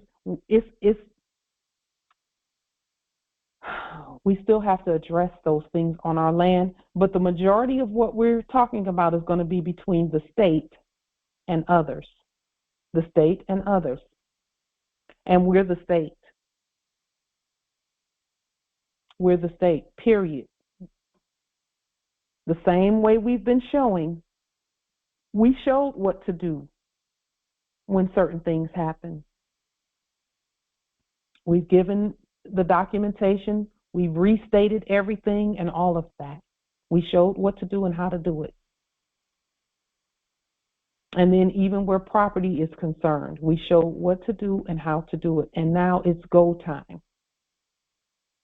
That's what that whole change was all about. You know, there are some Moors who demonstrated domiciles and things. Go back and look at what you demonstrated and make sure that the language is what it should be. If you have to rewrite or restate a document, restate it. Because, see, every time you go back and look at a demonstration that you've done, the ancestors are going to show you something that can be upgraded or improved. They're going to show you something that can be upgraded and improved. Every single time without fail. Until you say in your own spirit, this is a perfected process. Not out of laziness or just not wanting to do anymore, but out of knowing that you've done and presented this process properly.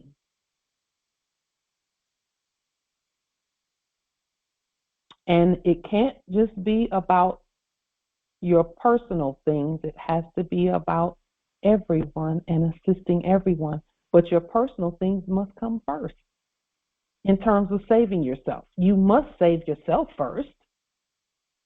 Or because how will you know if it works unless you save yourself first?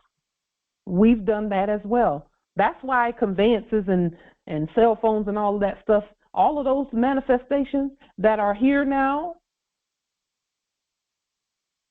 we had to demonstrate first.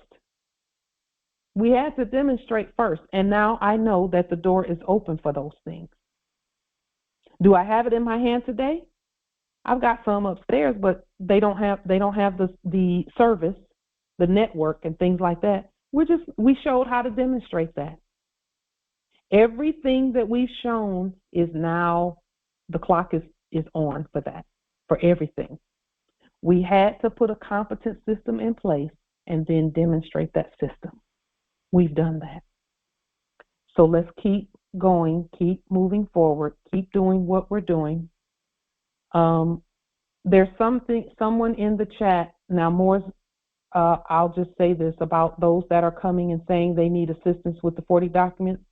Point them to the documents and then say and state to them to read through them. You don't have to spend hours and hours and hours assisting those that should be thinking. If they do what they're supposed to do spiritually, they'll be able to get it. They'll get it the same way we did.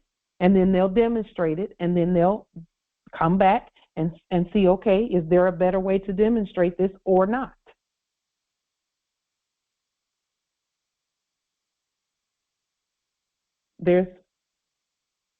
Let's just keep going. Let's keep going, but the clock has started.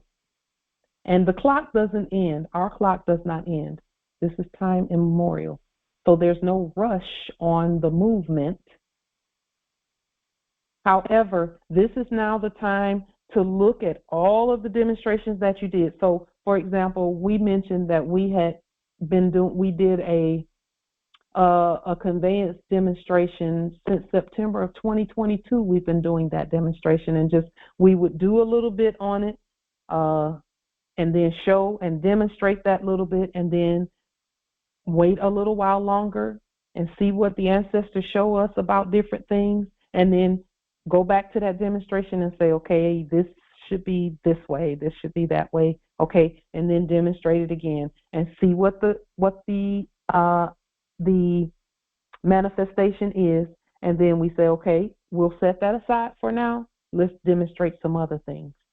And then once we set it aside, we know that everything is ours. It's a matter of our systems doing what our systems are designed to do, which is to convey the things to us, which we're conveying the things. The system is a conveyance method.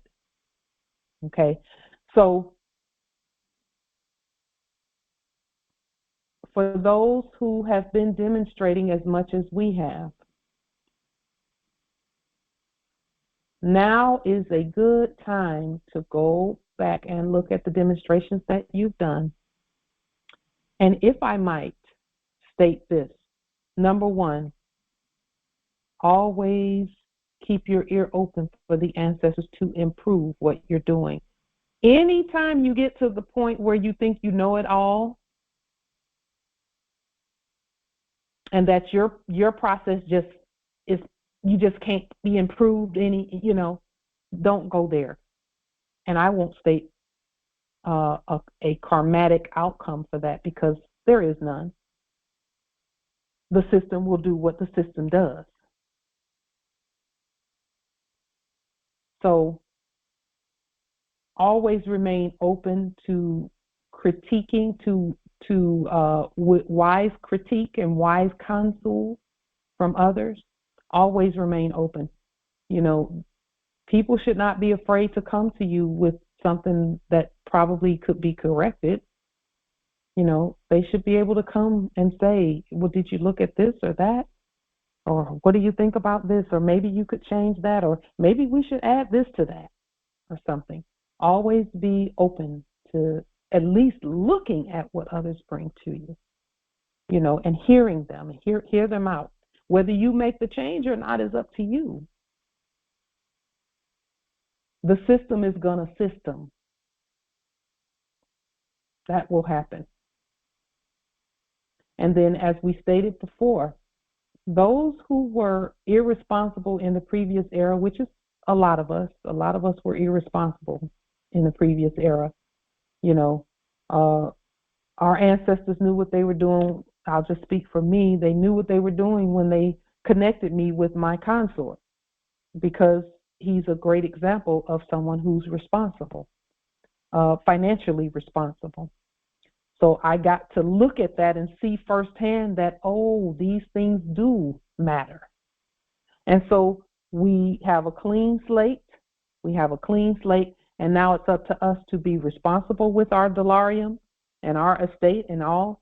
100 million, if you are competent to issue yourself 100 million will go quickly when you're competent to issue it to yourself. It will go quickly when you're competent to issue it. Public things come from the public treasury. So you just do that as a line item. In other words, you just issue whatever that amount is from the public treasury, and with wisdom, demonstrate it. And then base your demonstration on something that you've seen. When you looked into the funny mirror, you saw something and you restated it.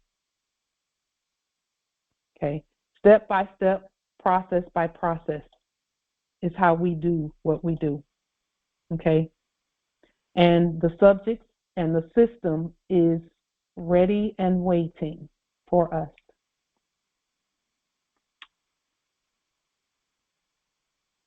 Keep it simple. Don't make things so wordy that the system has to kick it back either. Don't make things wordy, super wordy. You don't need a 55-page affidavit for, whatever. There are different parts of the process that might end up being 55 pages by the time you're done. For example, if you do the 6 steps to this or the 10 documents for that, then it's going to make it a little more wordy. But the things that we've done thus far, because they're already done, all we have to do is print that out and put it with our new command. Okay? Now, what are we doing? We are speaking to our own systems about everything on the land, whether it be conveyances, whether it be domiciles, whether it be banking, no matter what it is, but you keep the first records. You keep your banking records first. Then you can send it to anywhere else for notification. Send it to the system for notification. But we are the beginning and the foundation of the system. And so proper recordation, and I will say this, the demonstrations that we did, we've demonstrated thus far, we've been properly recording things and doing things as necessary. Some people lost some of their documentation, so then that's just an opportunity to think about what you did previously, and you're going to see where improvements and changes and updates are made for those things. So this that we're doing right now, and listen,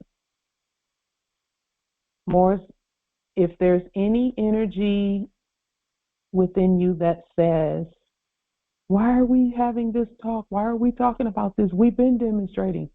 Clear it. Because the things that we did before were prior to the very obvious eclipse of our estate and the movement thereof. Everything. And that eclipse is actually ongoing. It's ongoing. That wasn't just April 8th. It's ongoing.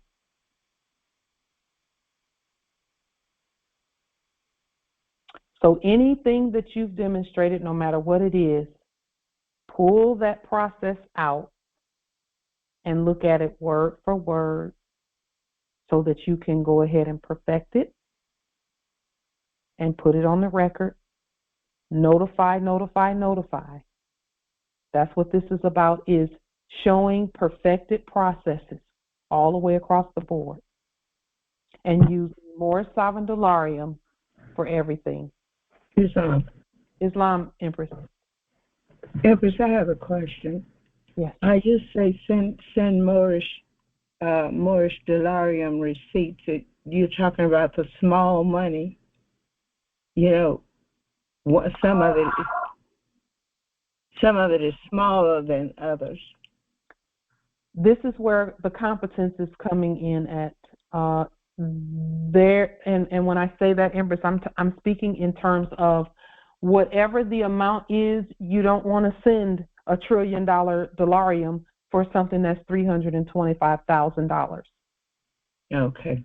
You want to send $325,000. And if, for example, there are some who don't have the ink for all of that, then just do an instrument. Do a sovereign, a treasury check. Okay. That's nominated in dolarium. All right, thank you. It's going to look like the checks that we've been doing. Make sure that you use, that the check is a competent check and move forward with it. Okay. Islam. So I'm sending out these instruments to these people. I can just put an amount of my mentality where I think I want to send them in order to get the money out and get it circulating. It should be, well, the money is coming from you. It doesn't come from outside, out there. It's coming from, so it should be a competent amount. And is there justification for that amount other than you just pulling it out of your trust? If, let's just, and I'll just use this as an example. If you had to pay it back, how would you pay it back? What would you be doing? What would you be producing to pay it back? So, for example, for you, Empress, you have judicial knowledge, so you could do judicial actions and do a ledger on how and be able to pay that back to your trust, trust. Because the point is, in the first place, they never gave me real money; they gave me fiat. It's coming from you. It's got to come from you. That's why it's got to come from you. And then when it comes from you and you notify that this amount has come out of your trust, then you just write how that's going to be paid back to your trust, because that's a part of being responsible heirs, is how is it going to be paid back to your trust? Well, you've got judicial information. You've got, our nationality is free. However, your time is not. There's dolarium involved in that. Oh, yes. Oh, my God. I work from the time I get up almost to the time I go to bed every day. Of course you do. Of course you do. And just like the question that Noble Phoenix asked about, even about, assisting people with nationality and things of that nature, Assist them with nationality and include a dolarium for them to autograph in there, or an instrument for them to autograph in there. Okay. And then those are your receipts that you deposit in the bank. And record, but you got to record it properly in your book, your bank book, on your bank ledger first. And you could literally send a copy of the receipts and a copy of the bank ledger and notify the system that this is how much is in your bank account because of this or that or a third. Okay, thank you. You're welcome. Morris, we have so many ways, and we're so wealthy. We must demonstrate our wealth now. And we're doing it. The clock has already started. It's already started, okay? Is God going to act, so to speak? And when we say act, it's AQT or AQQT. That's how we spell it. AQQTE. Islam. Islam nobility. You know, I just have to say it again.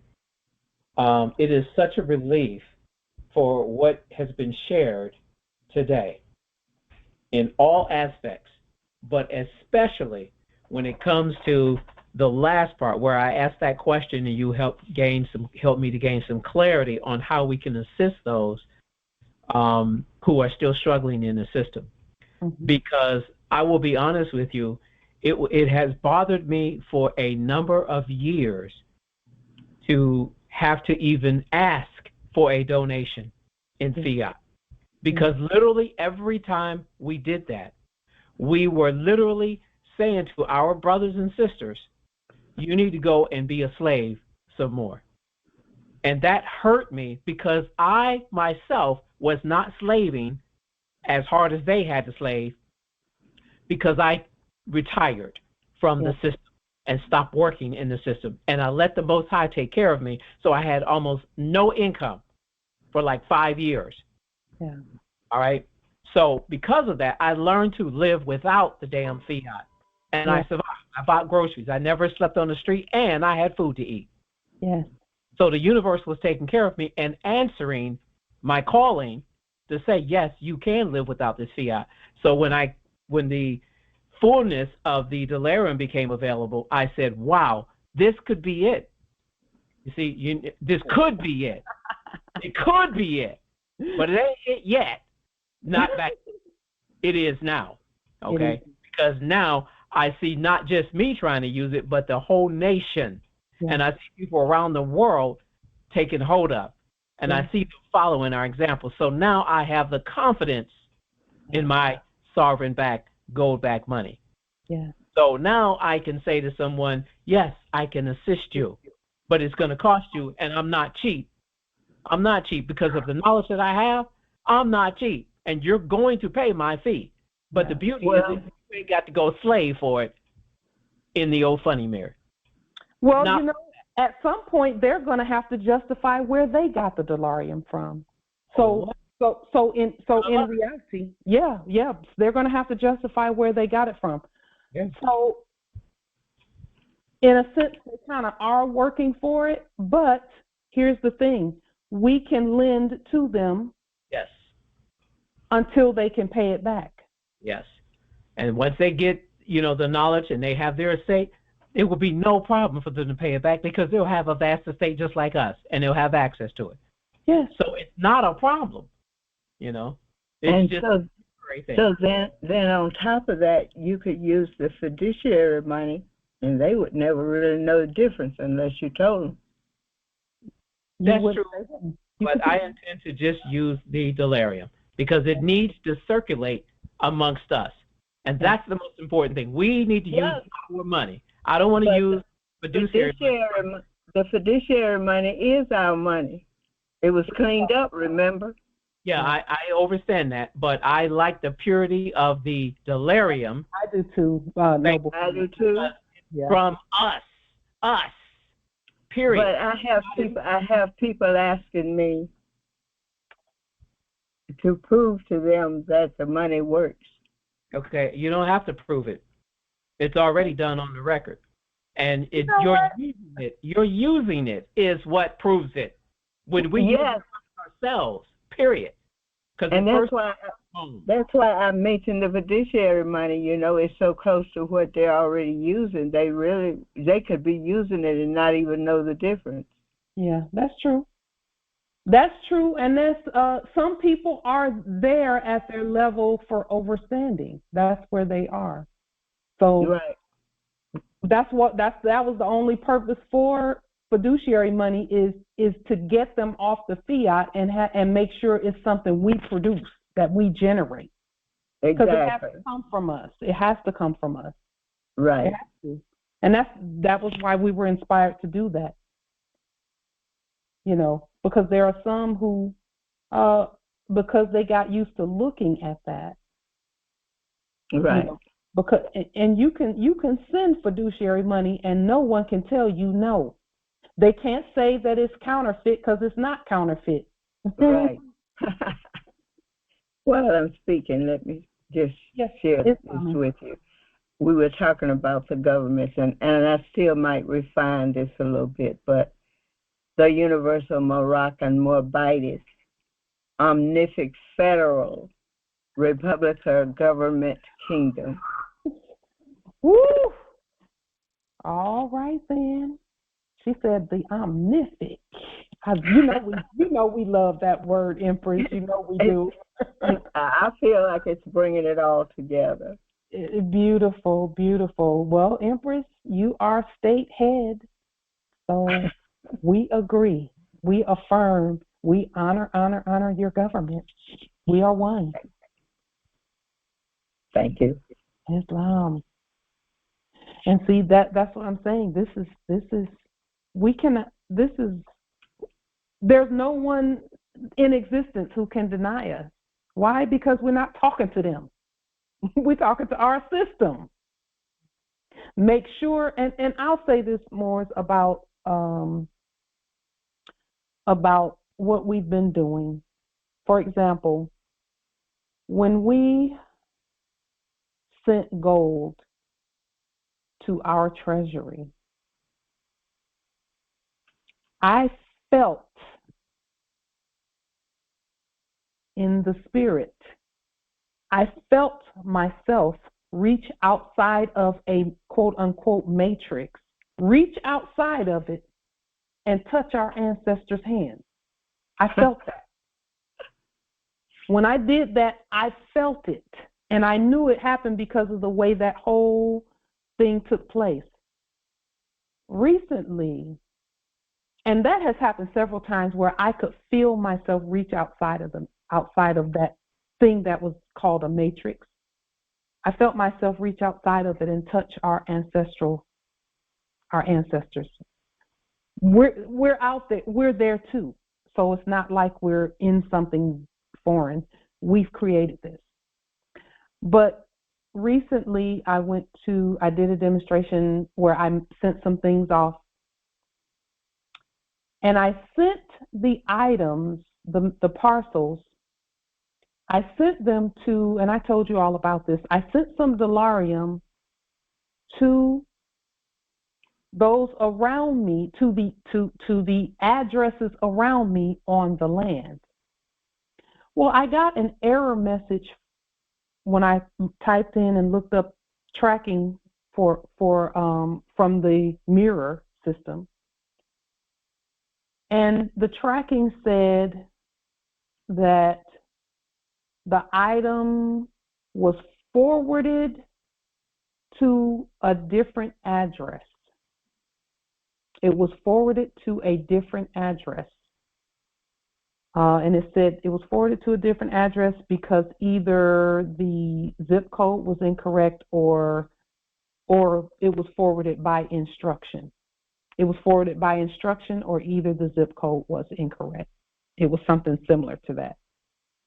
And I showed Empress Angel and some of the others that error, that it wasn't an error message. But I knew, for example, I know the address of the property next door around me. I know the address, I know the zip code because I stated the zip code. However, it was when I did that I reached outside of or touched our ancient land and reached outside of that matrix, because the system could not hide what we did, or the frauds couldn't hide what we did. So it was made clear to us that, yes, that is the land. That's the land, and no one can deliver those things on the land but you. So as far as we know, how come Shasha is still in none jail? of the as far as we know, the packages were delivered to the land property and not to any others. So so that was another way. So now we're going to be looking at doing I guess she couldn't free herself. What the fuck? What the fuck? So we're looking at ways now to continue that same type of demonstration, where we're just bringing the her demonstrations don't work. That demonstrating that this is the land, and this is not anything other than our land. Just try it sometime. Try sending a mailing to some place. She never uses her own using the proper addressing of our system somewhere around you. You could even send it to yourself and see what happens. None of her. And see what happens. Using the proper land address. And when I saw that the mirror, where's your Land Rover? That the mirror couldn't move that. They couldn't say anything fraudulent about it. They couldn't say this is. Where's all the free cell phones? They couldn't say anything about it. They just had to admit that, yes, this is the land, basically, in the enactment. Everybody got their ticket for all. It just is what it is. Try it sometime. Use the government mailing process and send something. We don't hear about that to yourself, or to someplace next door to where you are on the land, and see what happens. September. Our ancestors know what they're doing. They know. So, with that being stated, I thought we were going away in September. With that being stated,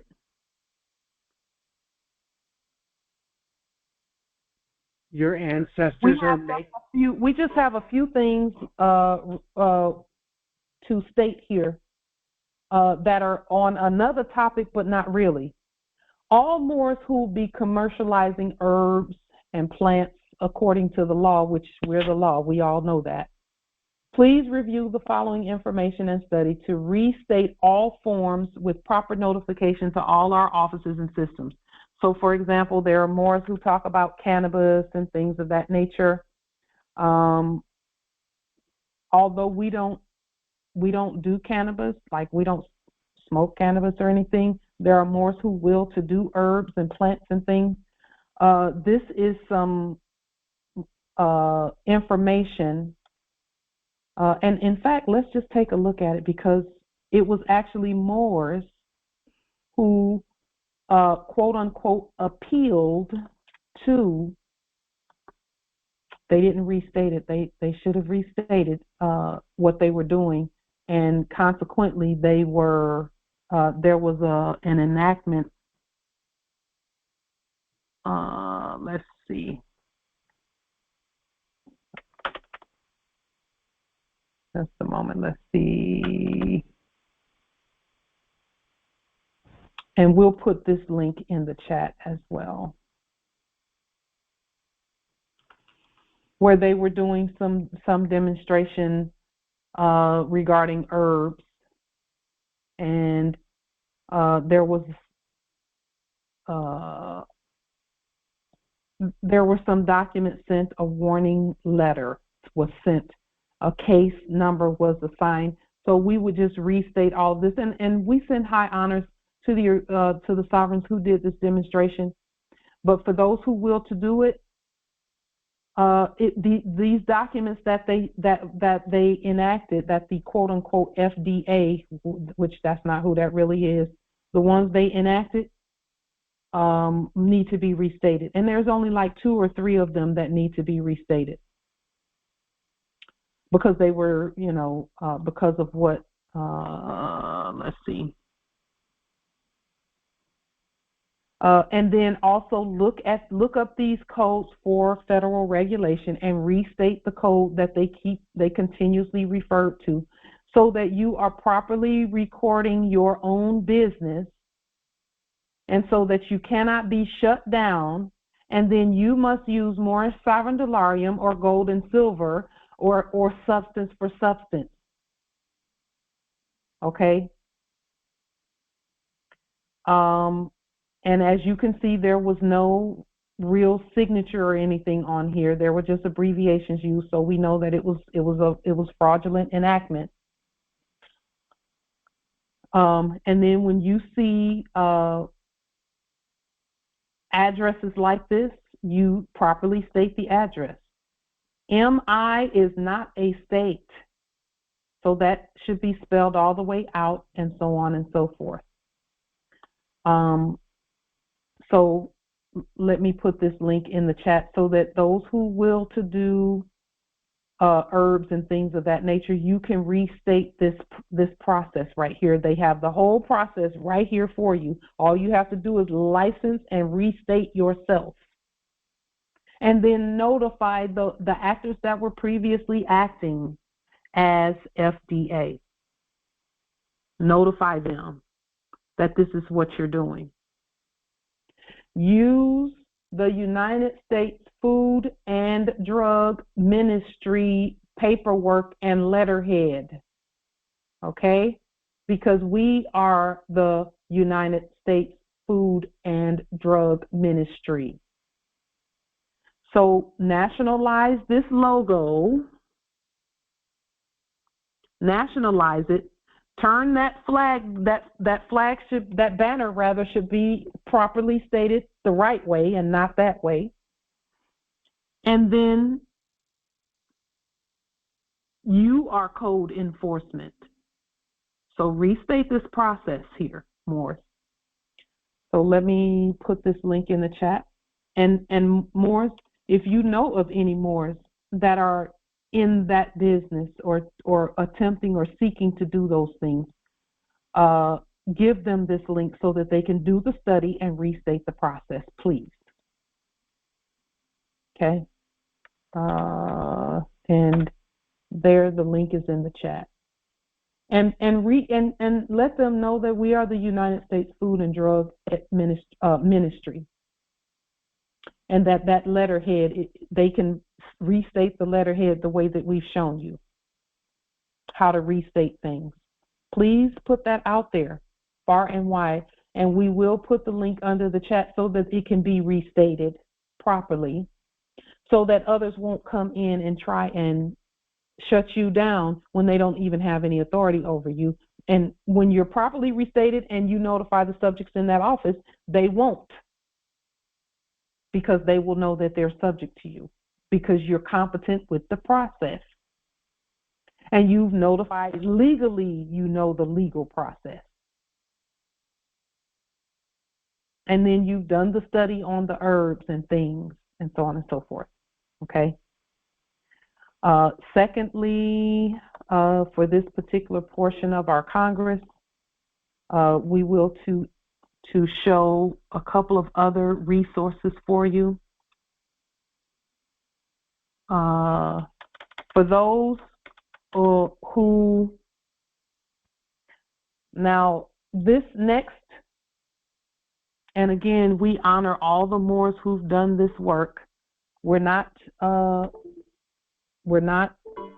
being derogatory, but what we are doing is stating that everything should be restated because, yes, the Moors are sovereign. Here is a document that went to,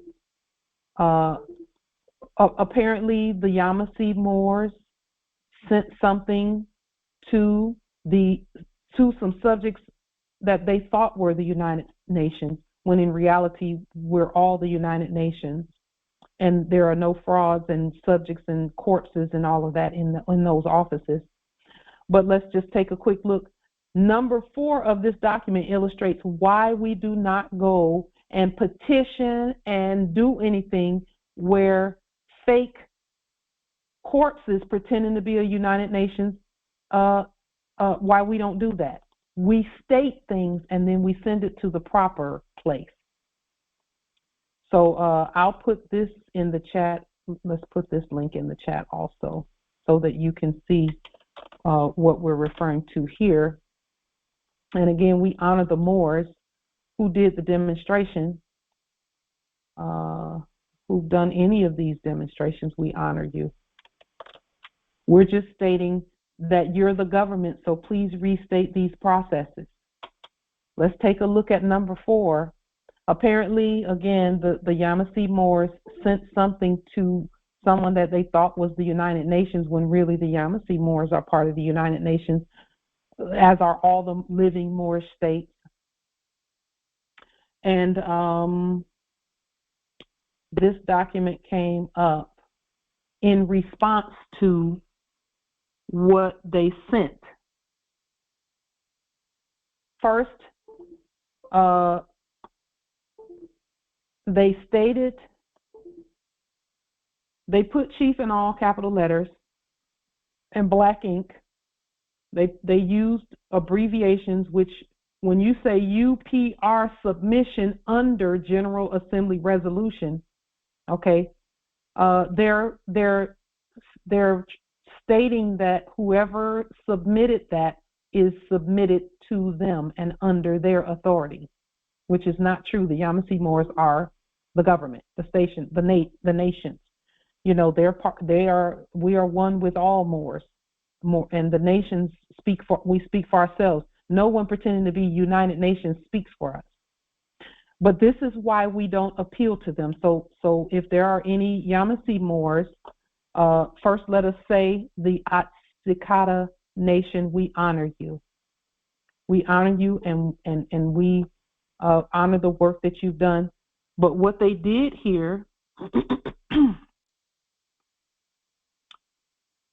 they put this sentence here that says the Atsikata Nation of Yamasee Moors is an indigenous, and then they put in brackets sovereign and tribal nation. When they put it in brackets, that means that that's a dead entity.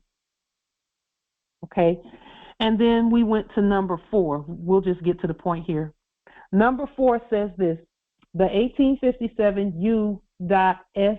which is not a thing, that's not real, Supreme Court decision, Sanford versus Scott, known as the Dred Scott decision, which has never been overturned, has made it clear that no descendant of Africans can be a citizen of the United States of America.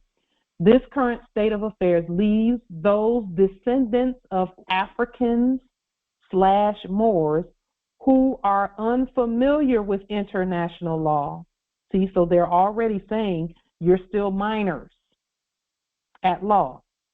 The United Nations second decade of the world's indigenous peoples, and the fact that they can now self-identify themselves as indigenous or tribal, unable to have a nationality or the ability to identify and claim their indigenous heritage in accord with House Joint Resolution 194. So what they're saying is they're not competent. They're trying to say the Yamasee Moors are not competent. We rebut that because this will be restated by the Yamasee Moors. So we don't appeal to them. We state what we state, and anything that's said, we look at it and we say, okay, how do we best write this and issue this from our courts? Okay. Now look at number 5 briefly. It says the legal limbo created by the Dred Scott decision of 1857. And again, they're calling it a Dred Scott decision because it's not the law. If it was the law, it would have been Dred Scott law. Okay? Coupled with the Jim Crow laws and the Christian Black Codes -1794, that's a minus sign, by the way, which are still used to this day, quote unquote, has put the descendants of Africans living in America in a stateless position. So they're telling you, they're trying to say that anyone appealing to them is stateless, doesn't know the law, and doesn't have a nationality or the ability to even claim and identify themselves properly. That's why we don't go to them. We are the court. We're the international court for justice. We're the international court for we're the United Nations, the living United Nations. We don't have to go to incompetence for anything, or this is what you will get back, and they will put it out there. We can't say it's on the record. It's a draft that should be restated, but this is what that looks like when Moors attempt to go and appeal to a system that has not been properly stated, because the United Nations is a system. We happen to have the living system. It's not a happen. We all are the living system. Islam Empress. We govern it. Islam Empress. For clarity, can you scroll to the top? So is this the reply from the actors in the United Nations, or is this this is what the Yamasee Nation received from the actors in the United Nations? This is what the actors acting as United Nations put on the record regarding the Yamasee. So, because the Yamasee would not say those things about themselves. And then if you look at the website, it's www.ohchr.org,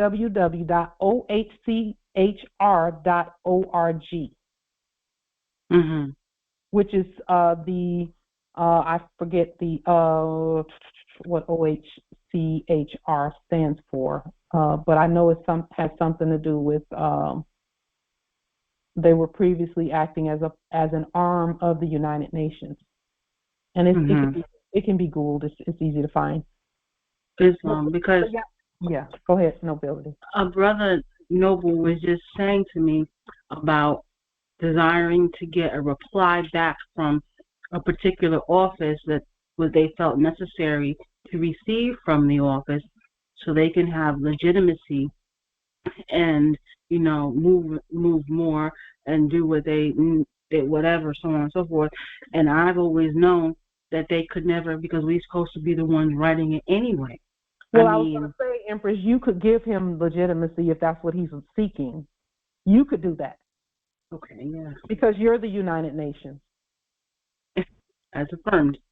And you won't slander him like this. No. This is straight slander. But again, they can't be charged with slander if the Moors are not competent to know that is not them, that they don't have to go anywhere outside of themselves to be recognized. Islam nobility. Okay. I just want to ask this quick question. Does anyone know, is that brother that's mentioned at the top, Nanya Shabu El? I don't know if that's it's Chief, so it's a brother. Is he out of Canada? Is that him? I recognize the name, but I thought he was in Canada at one point, if it's the same one that I'm thinking of. Does anyone know him? That appellation? Islam.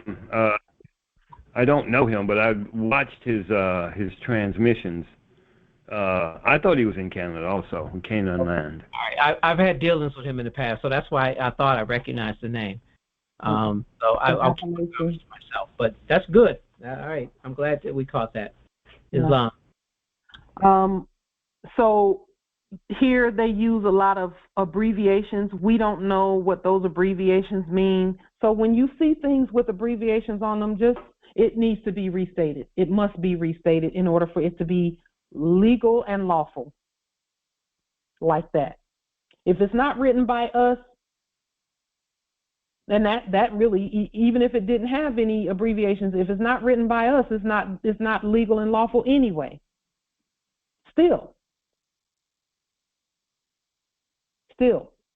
Islam. But to me, this just shows that they know they didn't have no authority anyway. So the fact that they gave them all this jumble mumble nonsense, and which they didn't refer to any law at all because they can't, because it just says decision, whatever, is also pointing them back to themselves, saying, if you know who you are, you wouldn't call yourself an African American descendant. If you know who you are, you wouldn't consider the you wouldn't have came to them in the first place. It wouldn't have came to them in the first place. That was just saying. Yeah. Moors must know this. And that goes for a fake court down, some actor acting like there's a court down the street, next door, or over the water. It don't matter where they are. If you didn't write it, it's not real. It's not real. It is not real. And you must write the real. The same way we're doing with money and everything else. So for those who will to just kind of take a look at this, and we've already made a United Nations statement on the public record. We've affirmed that we all are the United Nations. And so if there are any nations out there and you will to have the United Nations to make a statement, feel free to go ahead and forward your United Nations documentation to the following.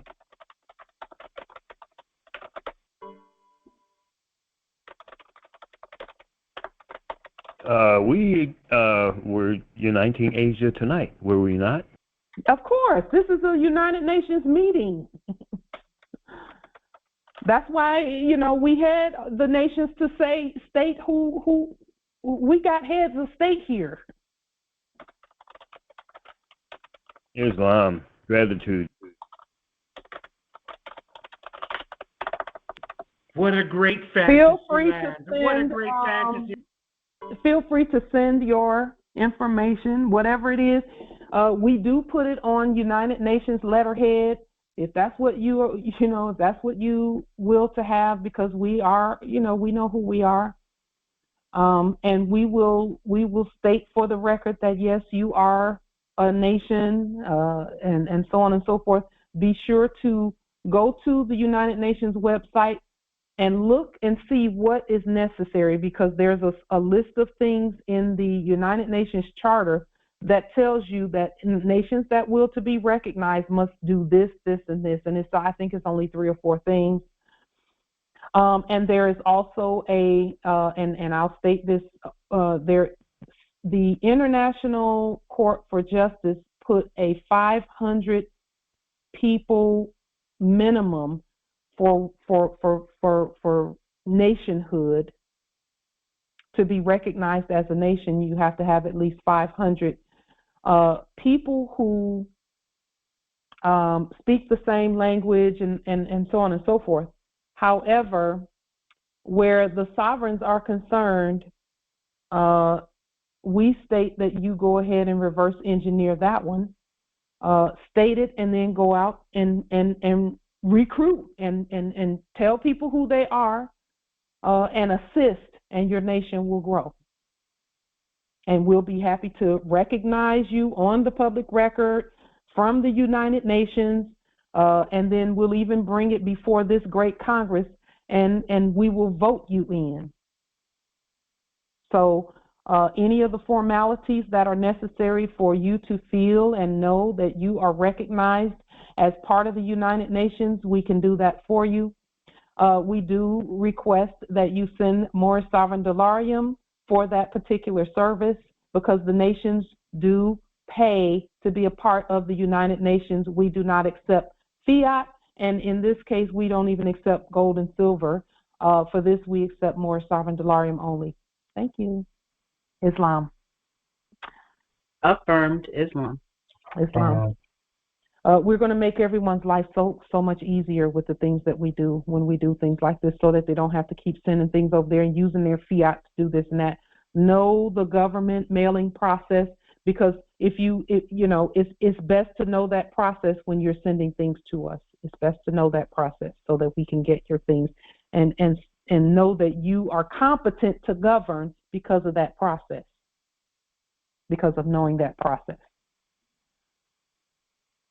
So with that being stated,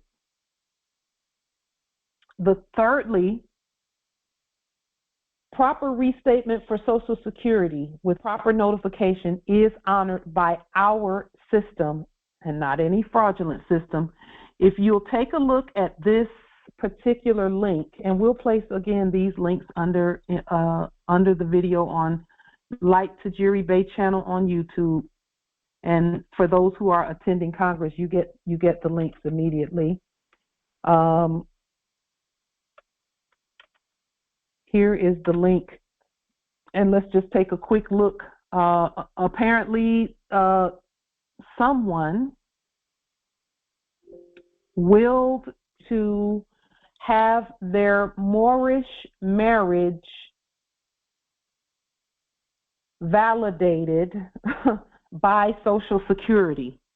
Again, this is another service that we offer for Moorish Sovereign Delarium, where we will properly state on Social Security ministry letterhead that your matrimony, you and your consort have agreed to contract together in matrimony, so that your union can be noted, okay? So that your union can be honored by the system. In this case, there was an empress who her consort passed away, and he was receiving Social Security, and she had an heir, and that heir was receiving Social Security benefits, but there was a survivor benefit also for the one that the Moor was matrimonied with. And she was appealing to get that, but she willed to do it by way of her status, which is appropriate. However, again, she appealed to the wrong court. And it's not a court. She appealed to the system improperly. And I'm actually going to have to start using that language. She appealed to our system, but she appealed to our system improperly. Because it's our system is going to put everyone properly in their is going to reflect their proper status. However, those who were acting as Social Security told her that they issued an opinion regarding her status and things of that nature. Name change and all of that. Those things, all of that should be handled by our nation, all of that, and by our courts. See? And here, this is the part we will that you see. It says Ohio would recognize the Moorish affidavit only if the marriage was properly solemnized under Ohio law. Look up the word solemn. Okay? We are not under the law. We are the law. So when you start seeing words like that, you look at this word under here. That means that they're trying to get jurisdiction over you, and in fact, if you go to them, they attempt to act like they have it already. But this word under should tell you that there's a fraud going on here, because Moors are sovereign. We're not under any. That's why we issue the law. So for those who will to do the study on and this one they went by the Moorish Divine and National Movement and the Moorish Consulate I believe they were saying something about the Moorish consulate, but they didn't know they were to restate this. And this happened actually in supposedly in 2010 was this enactment. So the case or cause number should be restated, and all of that. All this could be restated. Our courts could issue the ruling and then grant her the benefit because she is the and speak to our system and have our system to grant that benefit to her. So and we do that on Social Security Ministry letterhead and all of that. Okay. Yes, logos included, etc. Islam nobility. Quick question. Is there anybody within this particular Congress right now who has been working with this process or had started or even completed it yet that might be able to share with us their demonstration? Is there anyone who has done this specific demonstration?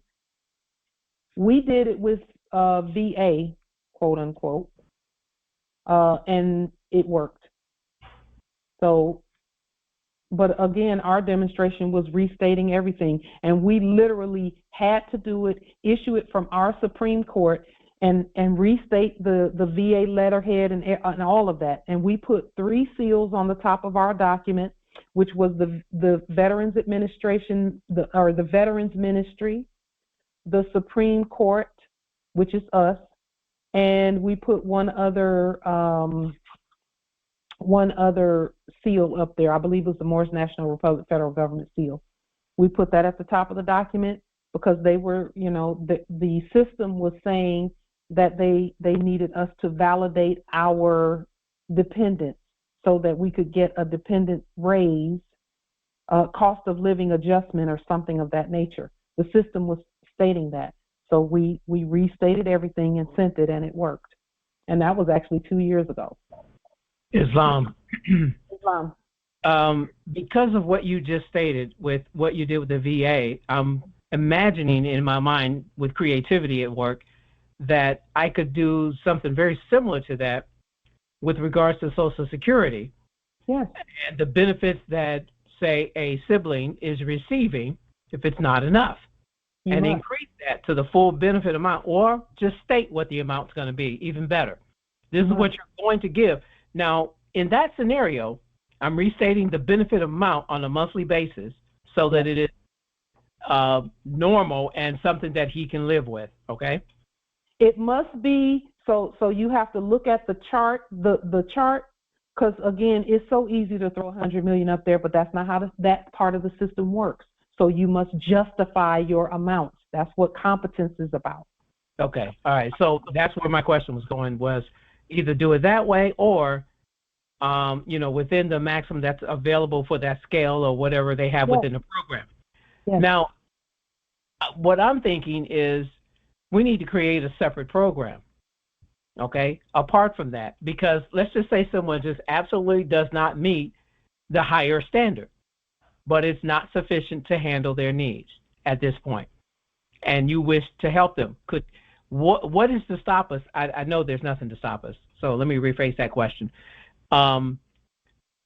It seems to me that would be more beneficial to just create a different program for which he could qualify for, or an heir could qualify for, until such time that they gain the full competence that they need to gain to handle their own affairs.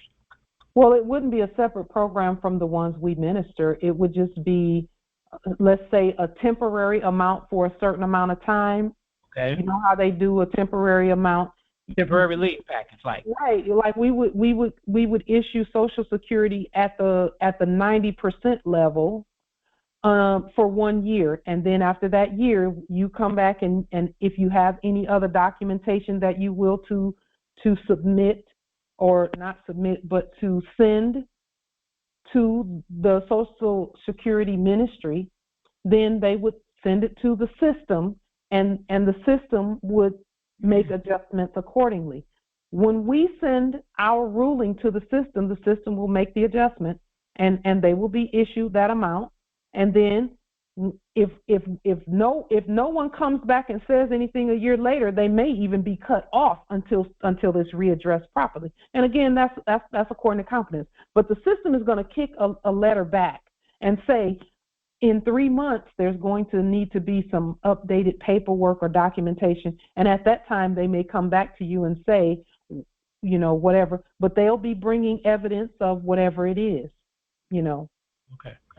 Yeah, because I was thinking of that even in terms of like the EBT application, same thing, a unique program that still allows some funds to be added to it on behalf of an heir or family that's struggling because they just didn't qualify. You know, they got you at the, you know, when you look at the qualifications, you need to be at or below the poverty line, okay, which is, you know, a single person, you got to be below 15,000 in credit Federal Reserve notes, all right? You know, if that's all somebody makes and they still don't qualify, there's something wrong with the program. That program is broke, so they don't have anything to give to anybody. That's what I'm saying. That's not a real program then, because they're bankrupt, so we're the real program. Which is why I'm talking about creating a new one. Now, let me say this about it. It's not creating a new one. Ours is the only program. There is no other. Okay, so we'll just create a different one from that. It's just restating the program. It's just restating the program, because that's not a real one. That's why it doesn't have any resources. So it's restating and the real program. Here's the issue you're going to have if that is a more. Here's the issue you're going to have. Mores have skills. It's going to be very difficult. See, that's why with us waking up, all those programs are actually going to be paring down and going away. Why? Because we have a skill set and we have an inheritance. That's the bowl of porridge. The program is the bowl of porridge. It's manna to get you through the wilderness, but now Moors have skills. There's no more that's going to sit on disability for 30 years. It just won't happen, because disability won't even be available because of who we are and what we do. So for the time being, that there may be a temporary ruling issue, but during that time period, they're going to have to get their skills together so that they can come off the program. Right. I like the idea of it being temporary, not a permanent, you know, so you can sit back and retire and just not do nothing. No, that's not the idea. The idea is just to help you to stretch while you're learning and doing everything you need to do to come out of the system. That's the whole idea. Yeah. I mean, I get that part. Okay. All right. I just wanted to check my logic and how I was thinking. And then I was thinking in terms of, okay, do I need to fund that separately because they don't have any money? This is how that works. You can fund it separately if you will to fund it separately. However, it's going to be more beneficial for them to pare down what they're doing away from that system, because see, what they're receiving, if they have not declared their nationality, then they're receiving fiat. That's not going to change. The amount that they get is not going to change. In fact, it's going to go down to nothing real soon. Very soon. Okay. And their estate, it's going to happen probably before we get off this call. It's going to go down to zero, because it's really zero already.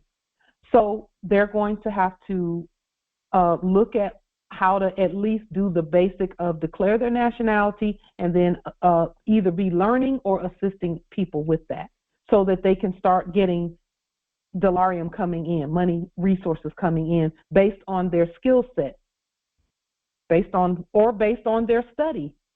Because study time is like college. You get paid for study time also, because you're going to be demonstrating while you study.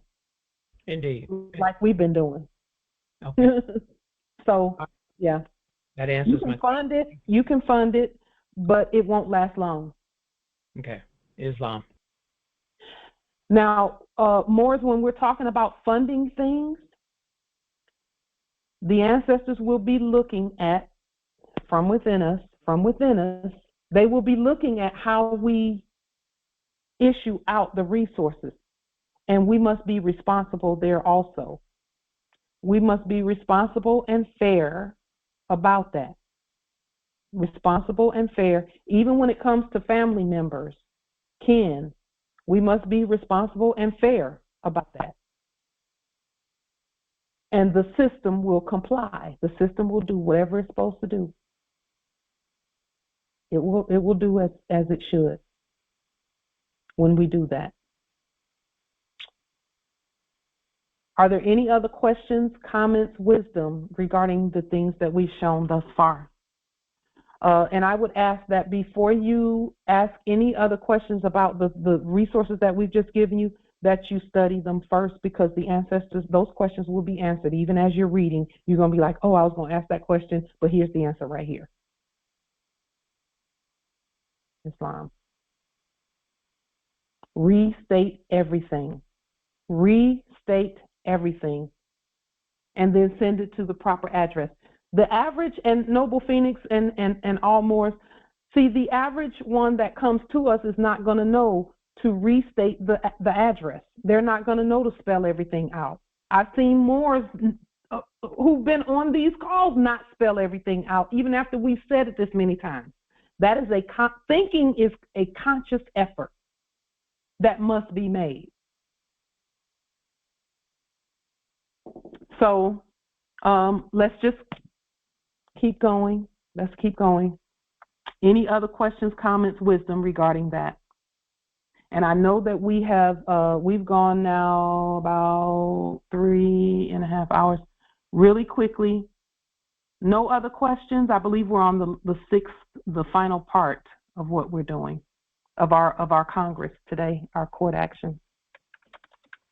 Excuse me. Islam Empress Rose and then Justice Kyle. I was wondering why I was looking at the Social Security documentation regarding marriage. When people come from other countries, they don't have to prove that they were married. They just state that they are. I wonder what, like. They actually do have to prove it. They usually bring some type of a document, especially if they're claiming a benefit. They have to bring a marriage license or something. Yeah, if they're paying taxes, they don't. So. Well, that's because of the fiat piece. It's the fiat. That's what we've been saying about the fiat in the first place. Is it's written into the contract. Mm-hmm. The status is written into the contract. That means they're going to be slaves and taxed and taxed and taxed because that's in the contract. Mm-hmm. So that might sound like a good thing, but it's not. Right.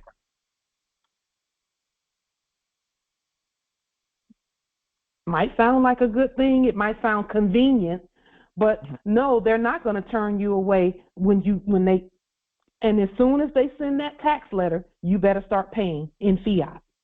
Mm-hmm. You know what I'm saying, Empress? That's they're not going to tell. They probably didn't even care whether they showed them anything or not. If you make that by your own consent, whoever does that, not us, but by their own consent, they're saying, I want to be enslaved. Mm-hmm. And they're like, sure, come on in. We'll get a tax bill out to you as soon as possible. All right. It's madness. Yeah. Madness. So, yeah. And here's the thing about that convenience piece, because see, that sounds convenient, where they didn't even have to prove it. All they had to do was say it, and they got whatever. What they got was a debt bill. But even still, when we first nationalized, we had people stating that, it's just easier to do it this way. It's just easier to not claim your nationality. Just fill out their form. It's easier. Well, you're agreeing that it's easy to enslave yourself. And of course they're going to make that easy. Of course. The form doesn't even have to be signed and stamped and sealed or nothing. You just have to write it in hand and throw. It doesn't even have to all the way be filled out. It's the status that counts. So when we were looking at things being so easy, oh, it's so easy to just go to the grocery store and do this, that, and the third. It's so easy. Think about that, Morris, and everyone, about how easy it was to be enslaved. So now what are we doing? What we're doing is one step at a time. You know, you don't have to stop going to the grocery store. But you got to be moving in the direction of using the right money and being at the right place. Because, see, when you're at the right grocery store, which is one that you've stated is on the land, then everything is going to be what it should be where money is concerned. We're seeing that firsthand. And we're just moving in the direction of, listen, everything is really done already. And that's why that major shift has happened. We're feeling that shift in the spirit realm that's manifesting in this realm right now. Is the clock has started. It's go time for us. It is go time indeed. Finally, the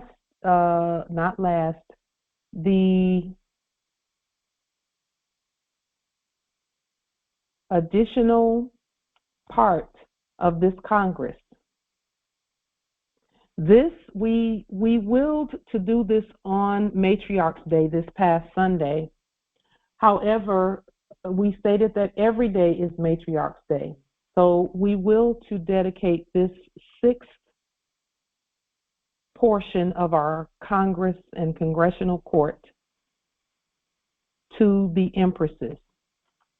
We have had, first we say and state to the Empresses, happy Matriarch millennia, because for the next 1,000 years plus, and actually through eternity, this time belongs to the matriarchs who know who they are, who are ready to stand, and who are actually already governing, who are the source for all wealth, the source. No nation exists without the matriarchs birthing the nations, and so on and so forth. So Empress, we're looking at that word, the word Empress. In all its different spellings, it means influence, authority, money, and power. And we're going to prove that. Empress, all spellings, all languages, etc.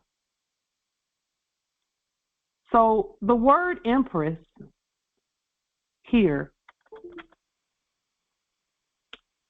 imperator, a commander, a ruler. Empress, and here Middle English is Empress, the way that we spell it. Old French is even the way that we spell it. Latin is imperatrix, sort of like matrix, but with the word empire in front of it. A commander or a ruler. And number one, of course, is an unabridged dictionary. So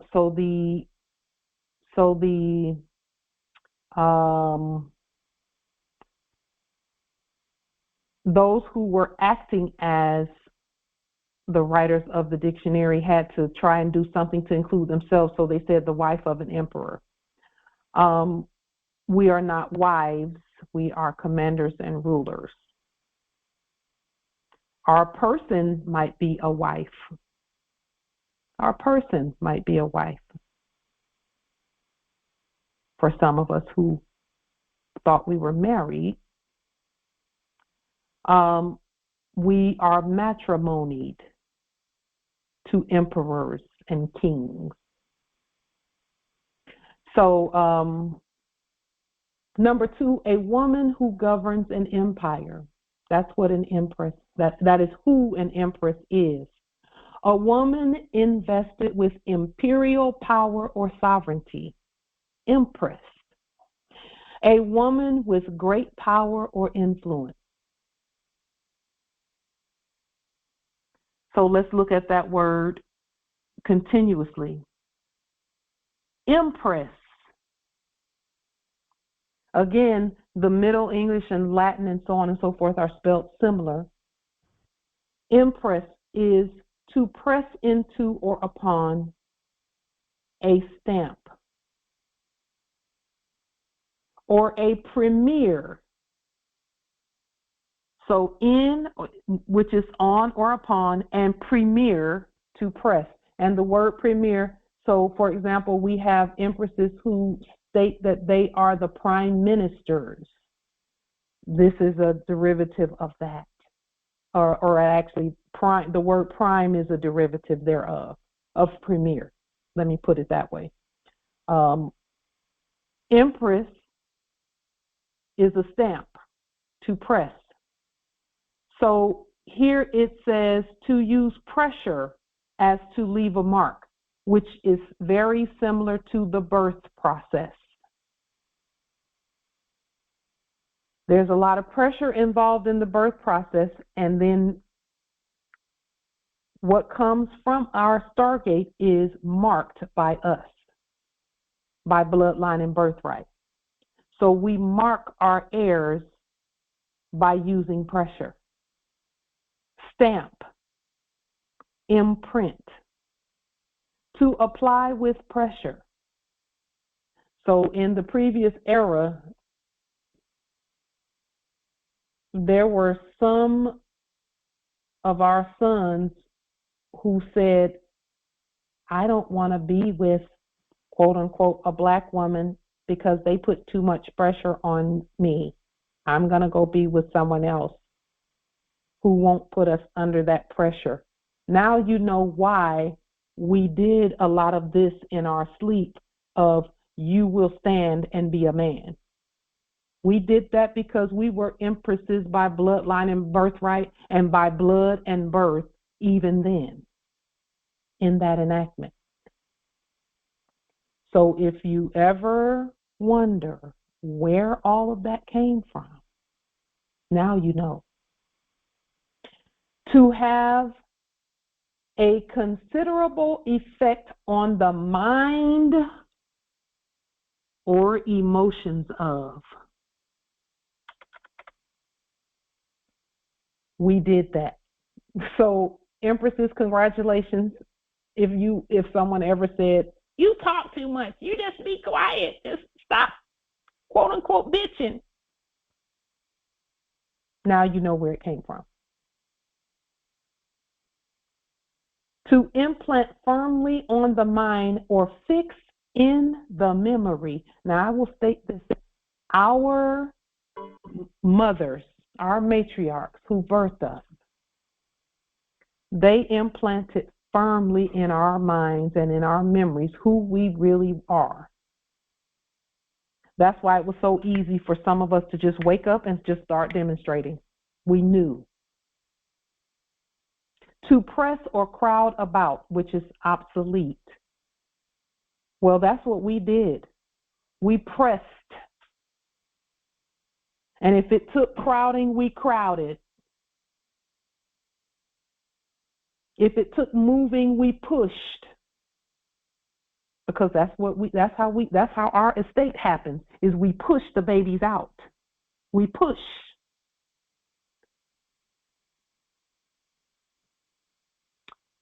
Impress as a noun,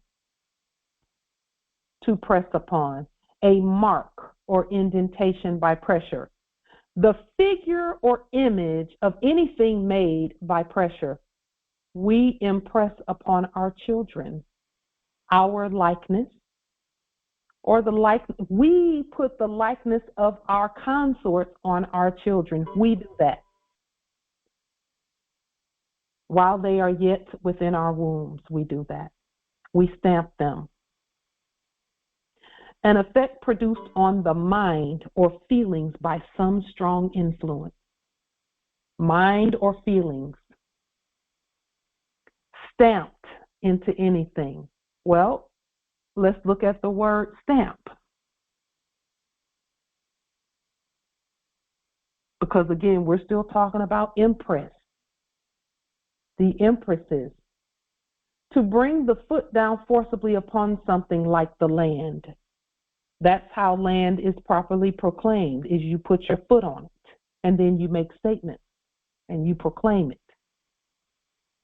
That is why our heirs, a lot of them had their footprints bronzed and put on paper and or in bronze statues and things of that nature. To strike down on forcibly with the foot, to crush, to beat, press, force, crush, drive. In the Biblios, it stated that we were going to crush the head of the serpent with our feet, and that the serpent was going to bruise our heel and that of our son.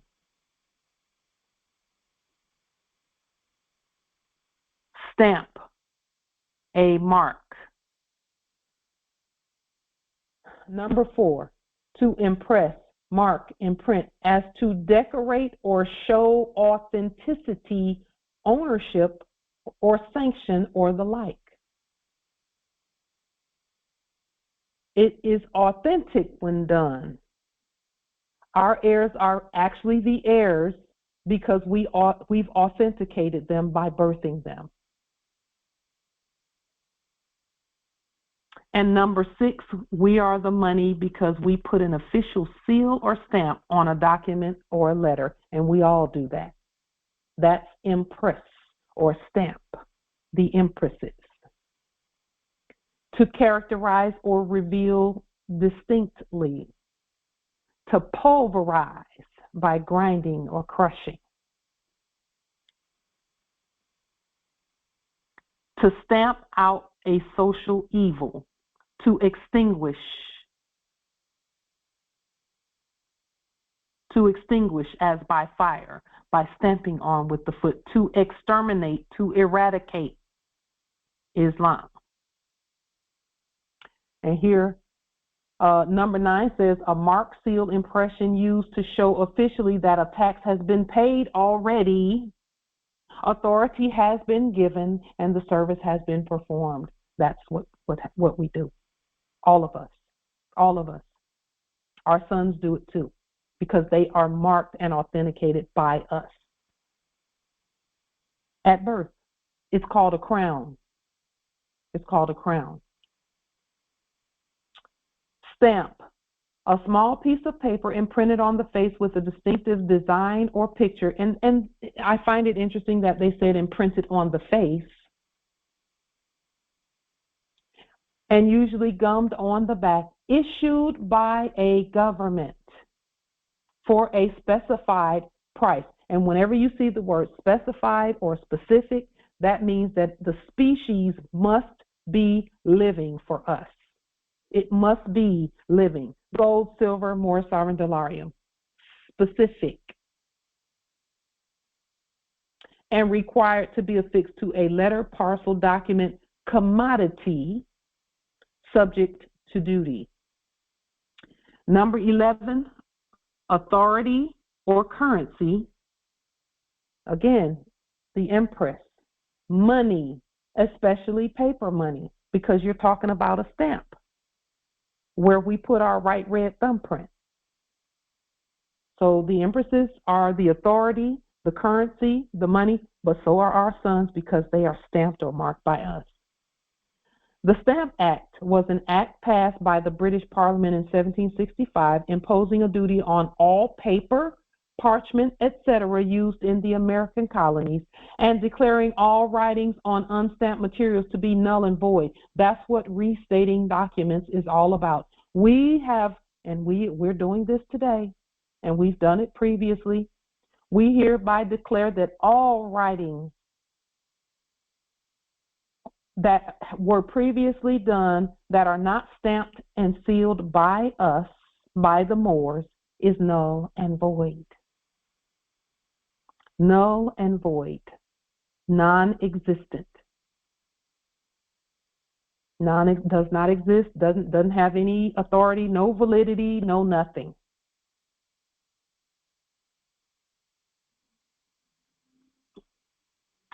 And we stated at the beginning of Congress that at the end of Congress, we were going to just give you one small bit of information to prove, and it doesn't prove it because we prove it because of what we're doing.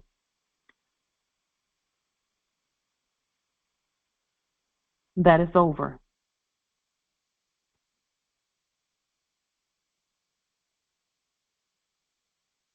Joe Biden, quote unquote, was escorted off stage by a military officer following incoherent remarks at the White House. It's over. It's over. It's over. The acting is over. It's our turn. I'm sorry. When we say there it is. That's it. I had to laugh. I'm sorry. Yeah. No, I'm not sorry. I'm not sorry at all. I'm just cracking up. Yeah. That's like as we stated, the clock has started. The clock has started for us. Let's go and do and be and manifest. Islam, Empress. This Stamp Act, can you bring that back down, please, so I can look at that again, review it? It says, just a moment. Let me go. Thank you. There we are. To make it bigger. It says, and declaring all writings on unstamped materials to be null and void. I mean, come on now. Yes. I mean, if you look at all their so-called writings, none of them have a stamp of any kind, a seal or otherwise, because it has to be embossed, a raised embossed seal to be declared a stamp. Not engraved, but embossed. That's what I said, embossed. Say it. That's exactly. I'm affirming. Yes, I yield. Yes. I mean, serious. Come on. So everything that they've ever done has already, according to this Act, 1776. But we have to state it because that was just an act. So we're demonstrating the real. Islam. Is there anyone else who affirms that all writings on unstamped materials to be null and void?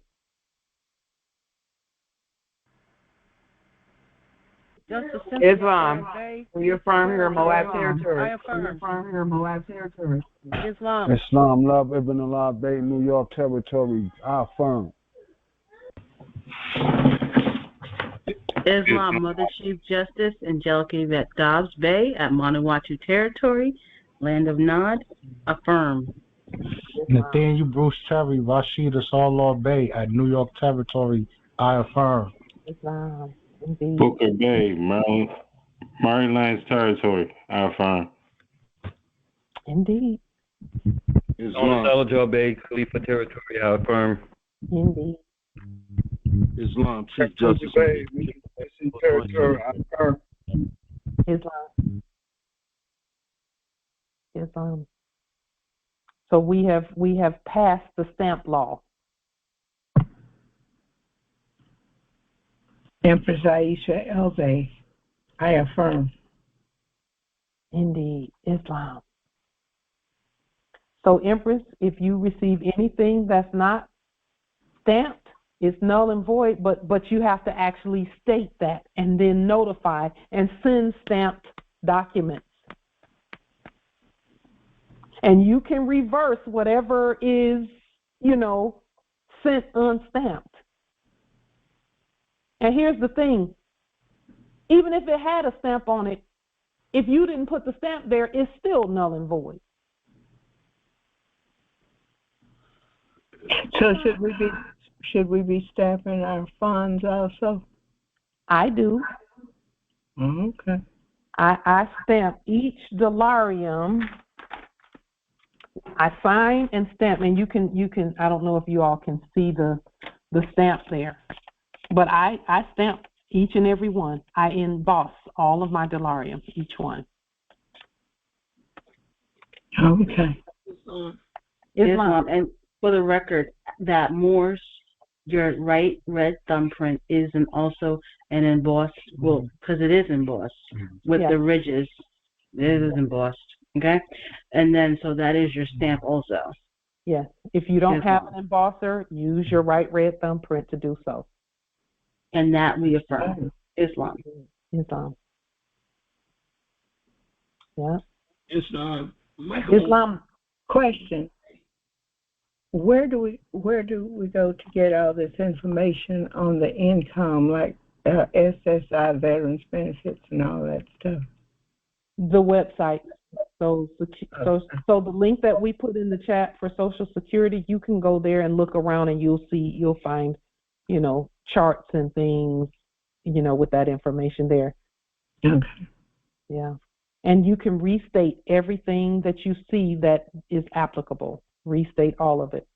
This is also about, for all of us, this is also about,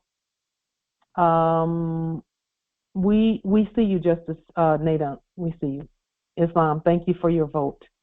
Your affirmation, rather, for the record. So this is about us wisely using and demonstrating our system. Let's continue to wisely demonstrate our system. From start to finish, processes. From start to finish, wisely demonstrating.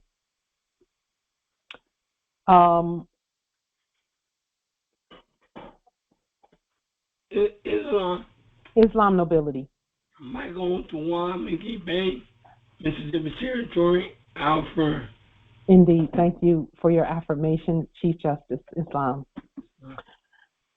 For those who don't have embossers, did you know that you could do like they did in school? Get some flour, some water, and some egg. Put it together. Let it harden. But as it's getting harder, stamp whatever it is you want on there, and you can make a stamp with flour and water and whatever you can, because they used to use wax. You can use wax as well, candle wax, to make yourself an embossment. So just work with it and figure out the best way to do it. It could even be just one letter. Like, remember that the R that was upside down on that document that they said was by Prophet Noble Drew Ali, that he supposedly filed with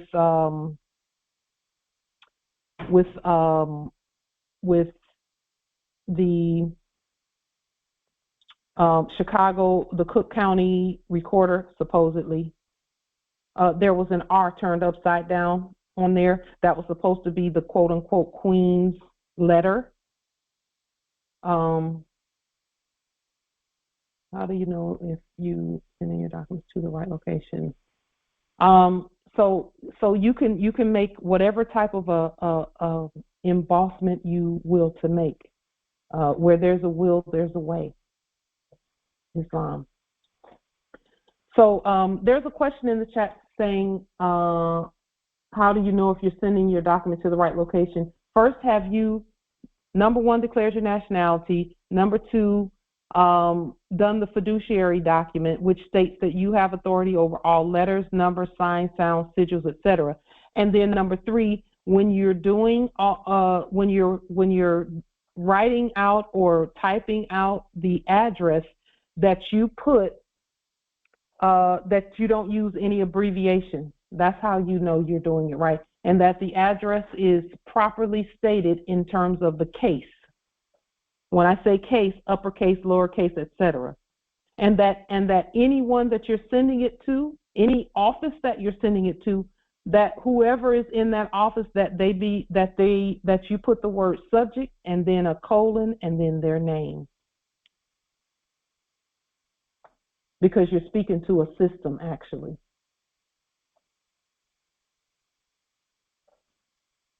So that is how you will know that you're sending it to the right place. Is that you spell everything out, including the words street and drive and boulevard and the state and all of that. Spell everything out. And for us on the land, it's not necessary for you to use the zip code. And that you use the government mailing process. But we have completed the proper demonstration for all that that we do. We've demonstrated. We've completed the proper processes and things. So that era, we're at the new era now. So everything has changed in terms of everything. Islam in our favor. Islam nobility. What do you say? Your thoughts, say what your thoughts. If there's still being some pushback from subjects on the mailing process, they're still asking for fiat. Now, the same office, I sent 3 different packages to a treasury, to our treasury. Mm-hmm. The 3 went through, the 4th one did not, the 5th one went through. The fourth one came back demanding fiat. This doesn't have postage on, and it's identical. I swear there is absolutely no change from the 3 that went through, that one, and the 5th one. The only difference is the day and time that it went through. That's it.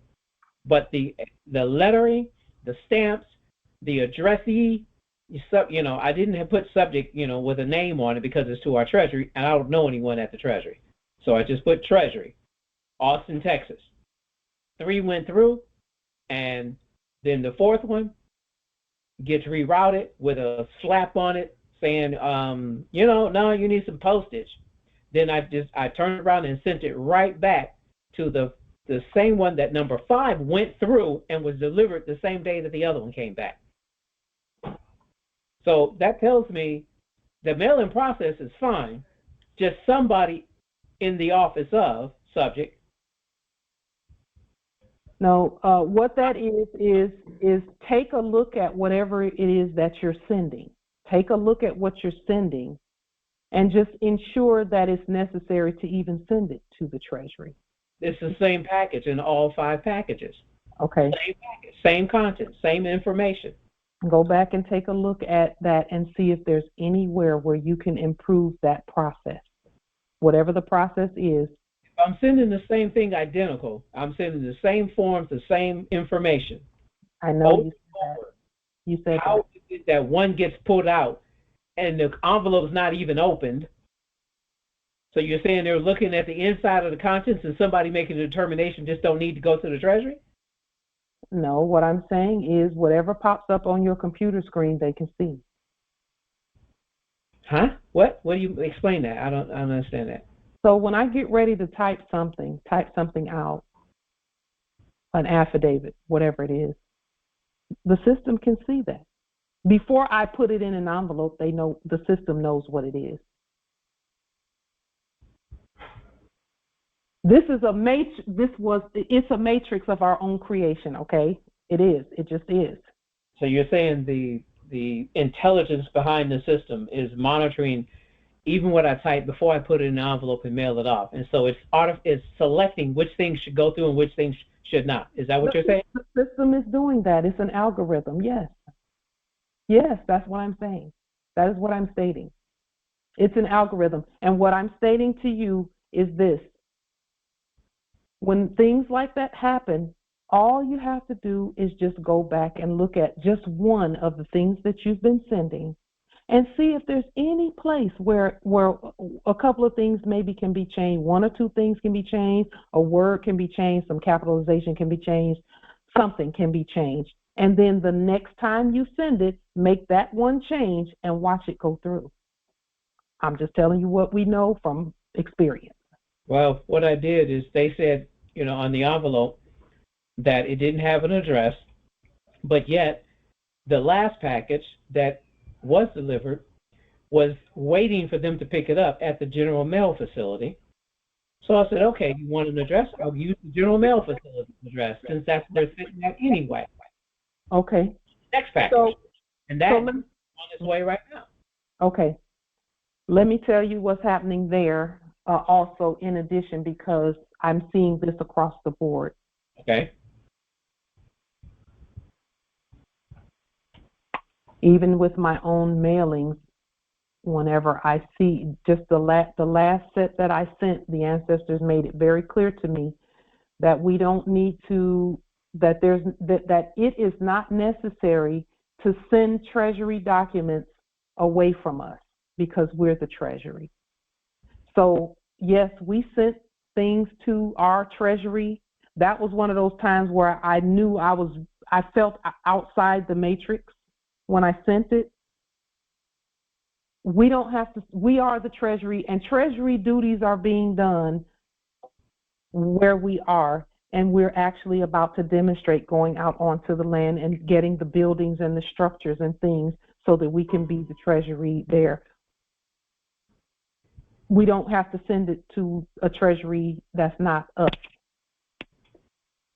We don't have to send it to a Treasury that's not us.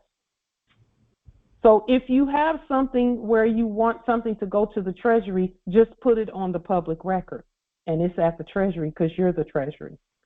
See, there's no one to receive anything where Treasury is concerned, where government is concerned, that can receive our things. It just is what it is. Okay. I'm seeing that across the board, and that's just been recently where the ancestors are saying, okay, you're the government, you're the Treasury, you're the nation, you're the state, all of that. Mission accomplished. You're the post office and everything. You're the post office and everything. So like those things that I sent to the properties around me, I'm actually going to have to go and deliver them to the properties around me. I'm going to have to get up and walk out and deliver delarium and with the letters to the properties around me, if I will for them to have them. Because that is really, subjects can't do that. The system doesn't have a bot or a drone that will go deliver the mail. The system doesn't have that. We have to do it. Now here's a question. When you do that and you deliver it to each one of those households, do you plan to use their mailbox? No, I was going to go straight to the door. And knock on the door, right? Like any other courier. Okay. Except I'm the Postmaster General. Very good. And there's a reason why we don't use the mailbox, because you're not the Postal Service, by the way, just for the record. Yeah. For those who are listening. Yeah. Islam. We don't use it. From our perspective, I wouldn't feel any kind of way by using it because the land has been restated. But you're correct about that. We actually, and those that are, just a tad bit older, just a little bit more mature, in numbers of years you've been in this dimension, in this manifestation, we saw when people had mailboxes that were made of brick and wood, and they were attached to the domiciles and things like that, where people would actually make their own mailbox and stuff like that, and attach it to their domicile. That was before, and now not now, but from the previous era, they started putting u.s.mail on the things, and we know that that's not real, because unum sanctum mail is not real mail. We don't know what u.s. stands for. It doesn't stand for anything for us. It sits. So that's what that means. Islam. I have a question regarding the Treasury letter that we got. When we issue the delarium, do we issue the Treasury letter with it? And once we do that, do we specify on the letter each address that we issue it to, or do we leave it kind of like it is?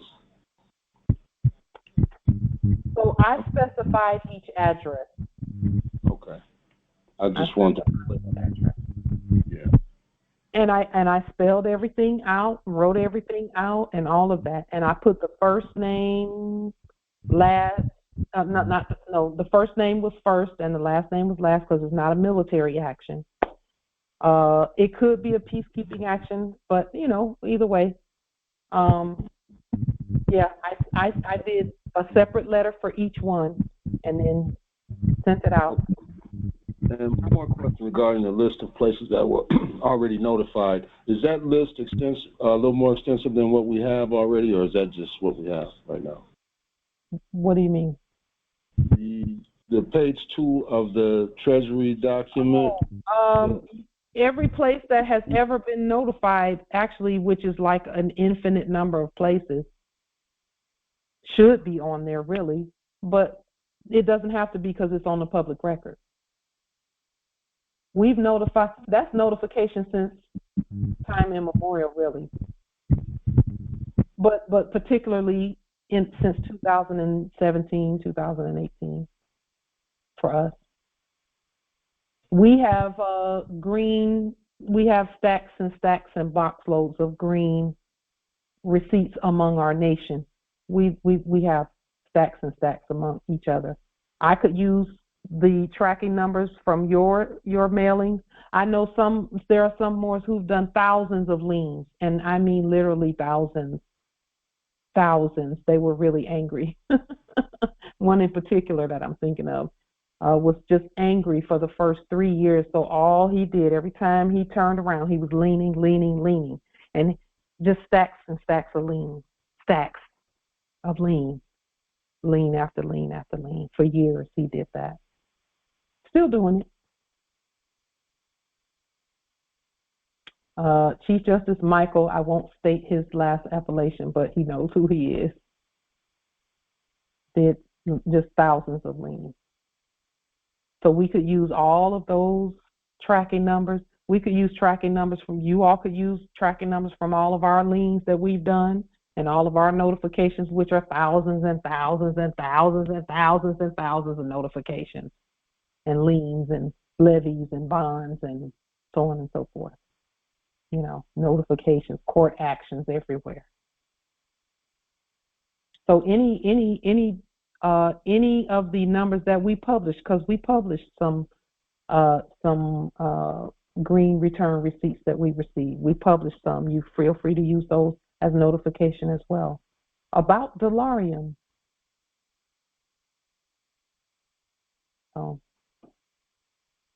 Islam. Any other questions, comments, wisdom? Islam? The play is over. Islam. The play is over. Go ahead, Empress. I don't know if anyone loves to watch the videos of citizens going through city after city, whether it's here in Morocco or northern Morocco, which is Canada. There's so many videos of downtown cities, the entire city boarded up. Yeah. Beverly Hills, Hollywood. So with all of these, I used to live in Southern California. The Wilshire district is a ghost town. All those high rises are just littering the skies. So that proves to me that the liens do work. Oh, yes, and they have been shut down. They are out of business. So if you have any doubt they're out of business, take a look at those videos. It's amazing. Yes. So I just wanted to share that and bring it to the attention of the Congress. Islam, thank you. Yes, there are plenty. And so, we have plans for all of that space. We have plans for it. We're going to fill it, but everything must be done according to our will. Lawful and legal money, and so on and so forth. They are ours. And here's the thing about that. They must be the process. And that's what we're stating about the process. The process must be utilized in order to get them, or someone will come and get you out. So, and that doesn't have to be. The process must be properly done. And again, just do it to the best.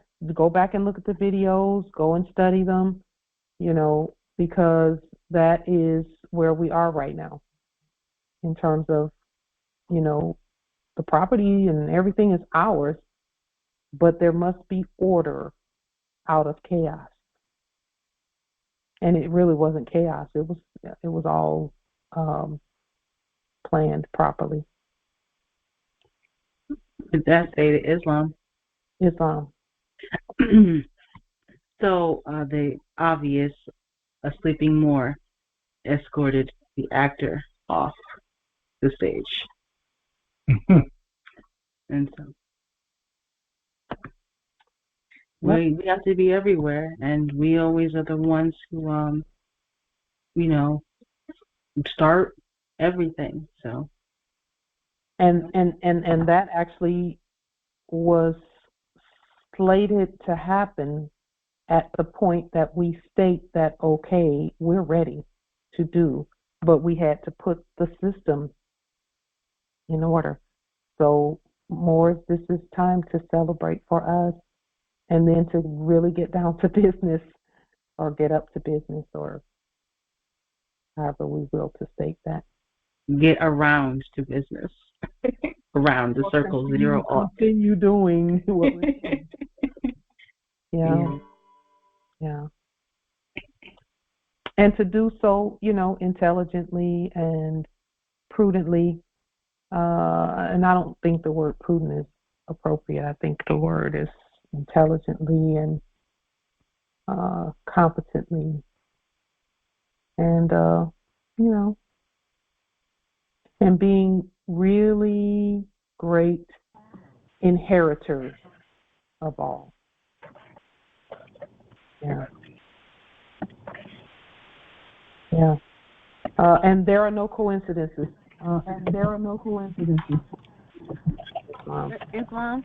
Islam Empress. I have a question. I'm a little taken by what happened in Baltimore, with the fall of the bridge. Mm-hmm. And after that, the subjects in the office of Baltimore they put out this message that they were selling all abandoned homes for $1, and then they are going to gift or grant $50,000 to refurbish those homes. I love to watch that stuff on online, and those homes are beautiful, and most of those homes I'm sure were built by our ancestors, and it seems like it's kind of it's an offering for the Moors to take their property back. That's kind of the feeling I get of that. Of course, competently, but I feel like here's your property back for and they're asking for $1. What $1? A Fed note? I know they don't want DeLorean.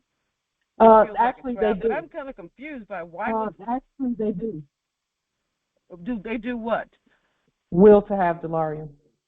They want DeLorean? Will to have DeLorean. Thank you for that. Thank you. I know there's something really magical happening with that, and I just want a different perspective of what may be going on. $1 for those beautiful homes. Yeah, they need work, but those are. I know they were built by our ancestors because those homes are solid, and those neighborhoods are gorgeous. Old trees and lots of grass. I mean, what an opportunity. Yeah. Islam. It's actually the Moors should be preparing to minister that program to others. Really. Because we could go and claim a domicile, but what happens after that? What about the rest of the people? What about the others? We could go and get a 30,000 square foot domicile, but then what? What about the rest of the people, So we prepare to minister that as well as take advantage of it for ourselves, and that must be done with the proper money, because not even one Federal Reserve debt note can be used, not even one. So what they're really doing when they do things like that is telling us, they're just not demonstrating, they're acting out how those programs can be put out, and things that will make the program attractive. And so what we do is we say, okay, anyone with one more sovereign dolarium who wills to take advantage of these properties, you can do so. You will give us one more sovereign dolarium, and then we'll add another document to that, and then they can move right on in. And the 50,000 will be either they can take the 50,000 in dolarium and buy supplies, get supplies to fix it up themselves, because most Moors will be able to fix the domiciles up themselves. But for those who cannot or who don't have the expertise, that 50,000 will go to another Moor who can do that, who can fix it up for them, and assist them. We know we have plenty who can do that. I would imagine that as the government, they would need to have declared their status to get that benefit. I can't think of a better word than benefit. It is a benefit. So go ahead. Status is going to be in the paperwork, as we stated before, and I apologize for interrupting you, Empress. I sometimes I hear things and the thought will come really quickly, and I think a lot quicker than I speak, but I try to catch up, and that's what causes me to interrupt. I do the same. So all is good. Islam. Status is going to be in the paperwork.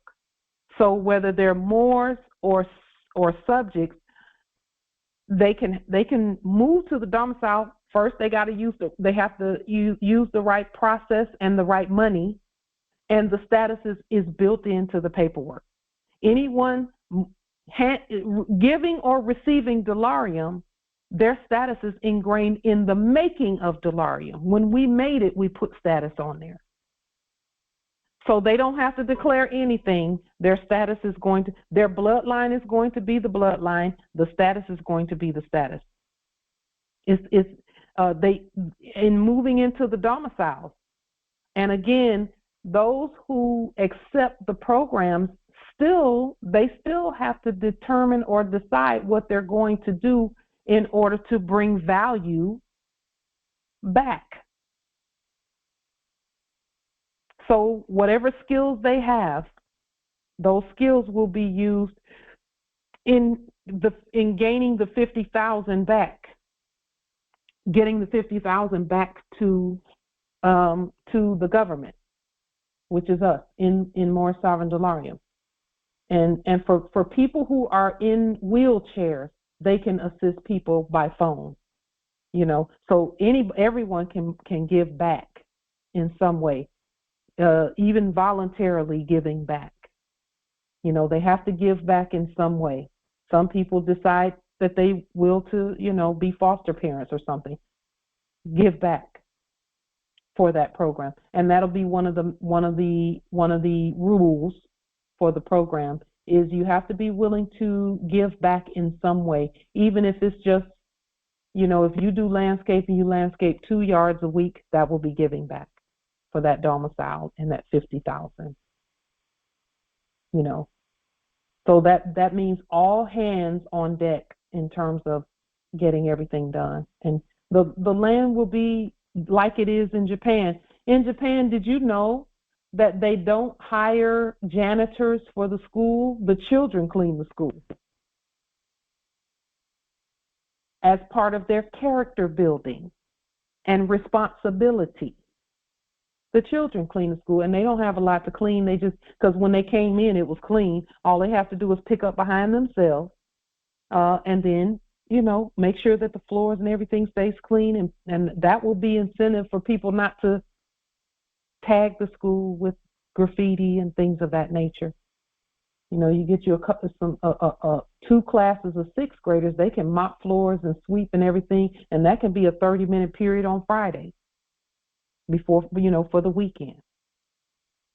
So built into our processes, the estate will be clean and clear, and everything will be great and awesome.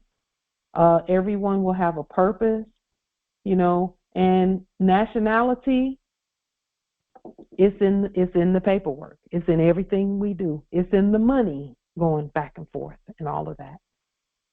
That was the point of the money in the first place, is so that proper statement of who everyone is on the land is understood. It's understood. That's why when you go someplace else in, like, let's say Africa, and they were using fiat, the quote-unquote U.S. military didn't have a problem getting over there and setting up a military base in their enactment and going about doing things because it was their script in that enactment. You know, with us, our dolarium is accepted because we're trustworthy. We are worthy of trust. We are worthy for trust. We're not, and we do things to assist and to help honorably. That's all it is, you know, for us. And that's why people have incentive to accept dolarium, because we're producing everything that they get. We're producing all of it. So, of course, dolarium is honorable and honored. We have a vested interest in dolarium succeeding and in them accepting dolarium freely. With that being stated, I have that is all that I have for this particular date of Congress. Are there any other questions, comments, wisdom? There are a couple of Moors who stated that they willed to meet with us after today's Congress. I do have about 15 minutes to meet with the two of you. Islam Empress. Empress. I wanted to give, I guess a little bit of assistance for the Social Security or quote-unquote verification. I would encourage Moors to use their capacity for a minister or divine minister to be able to write those supporting documents. Those have worked for me with Department of Social and Health Services and Social Security. So using that capacity on a spiritual or, on a religious or clergy, your minister, So use that capacity to be able to, write that letter. Islam. Thank you, Empress. Islam. Mm-hmm. Any other questions, comments, wisdom from this amazing Congress? Islam, I have one more. Yes, Empress Cynthia. There are 47 subjects in the office of state that have adopted the gold standard. And how many are there? 52 now? So that sounds to me as if 47 of those offices have accepted our command.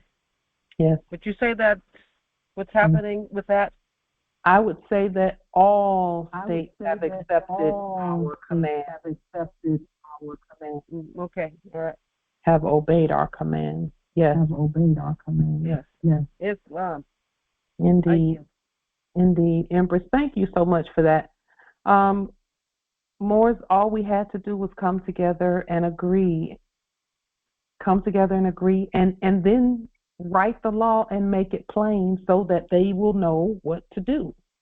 No one was telling them what to do, so we had to do that. Islam. With that being stated, peace and grand rising to the sovereign, original, indigenous, natural, divine heirs, and congratulations to our nation, Islam.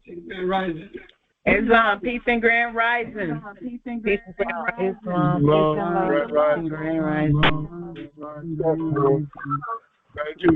Thank you very much. Islam. You're welcome, Empress. Islam.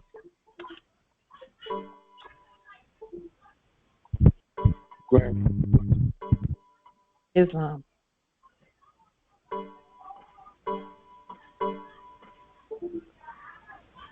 And for those who will to meet, let's go ahead and do that now.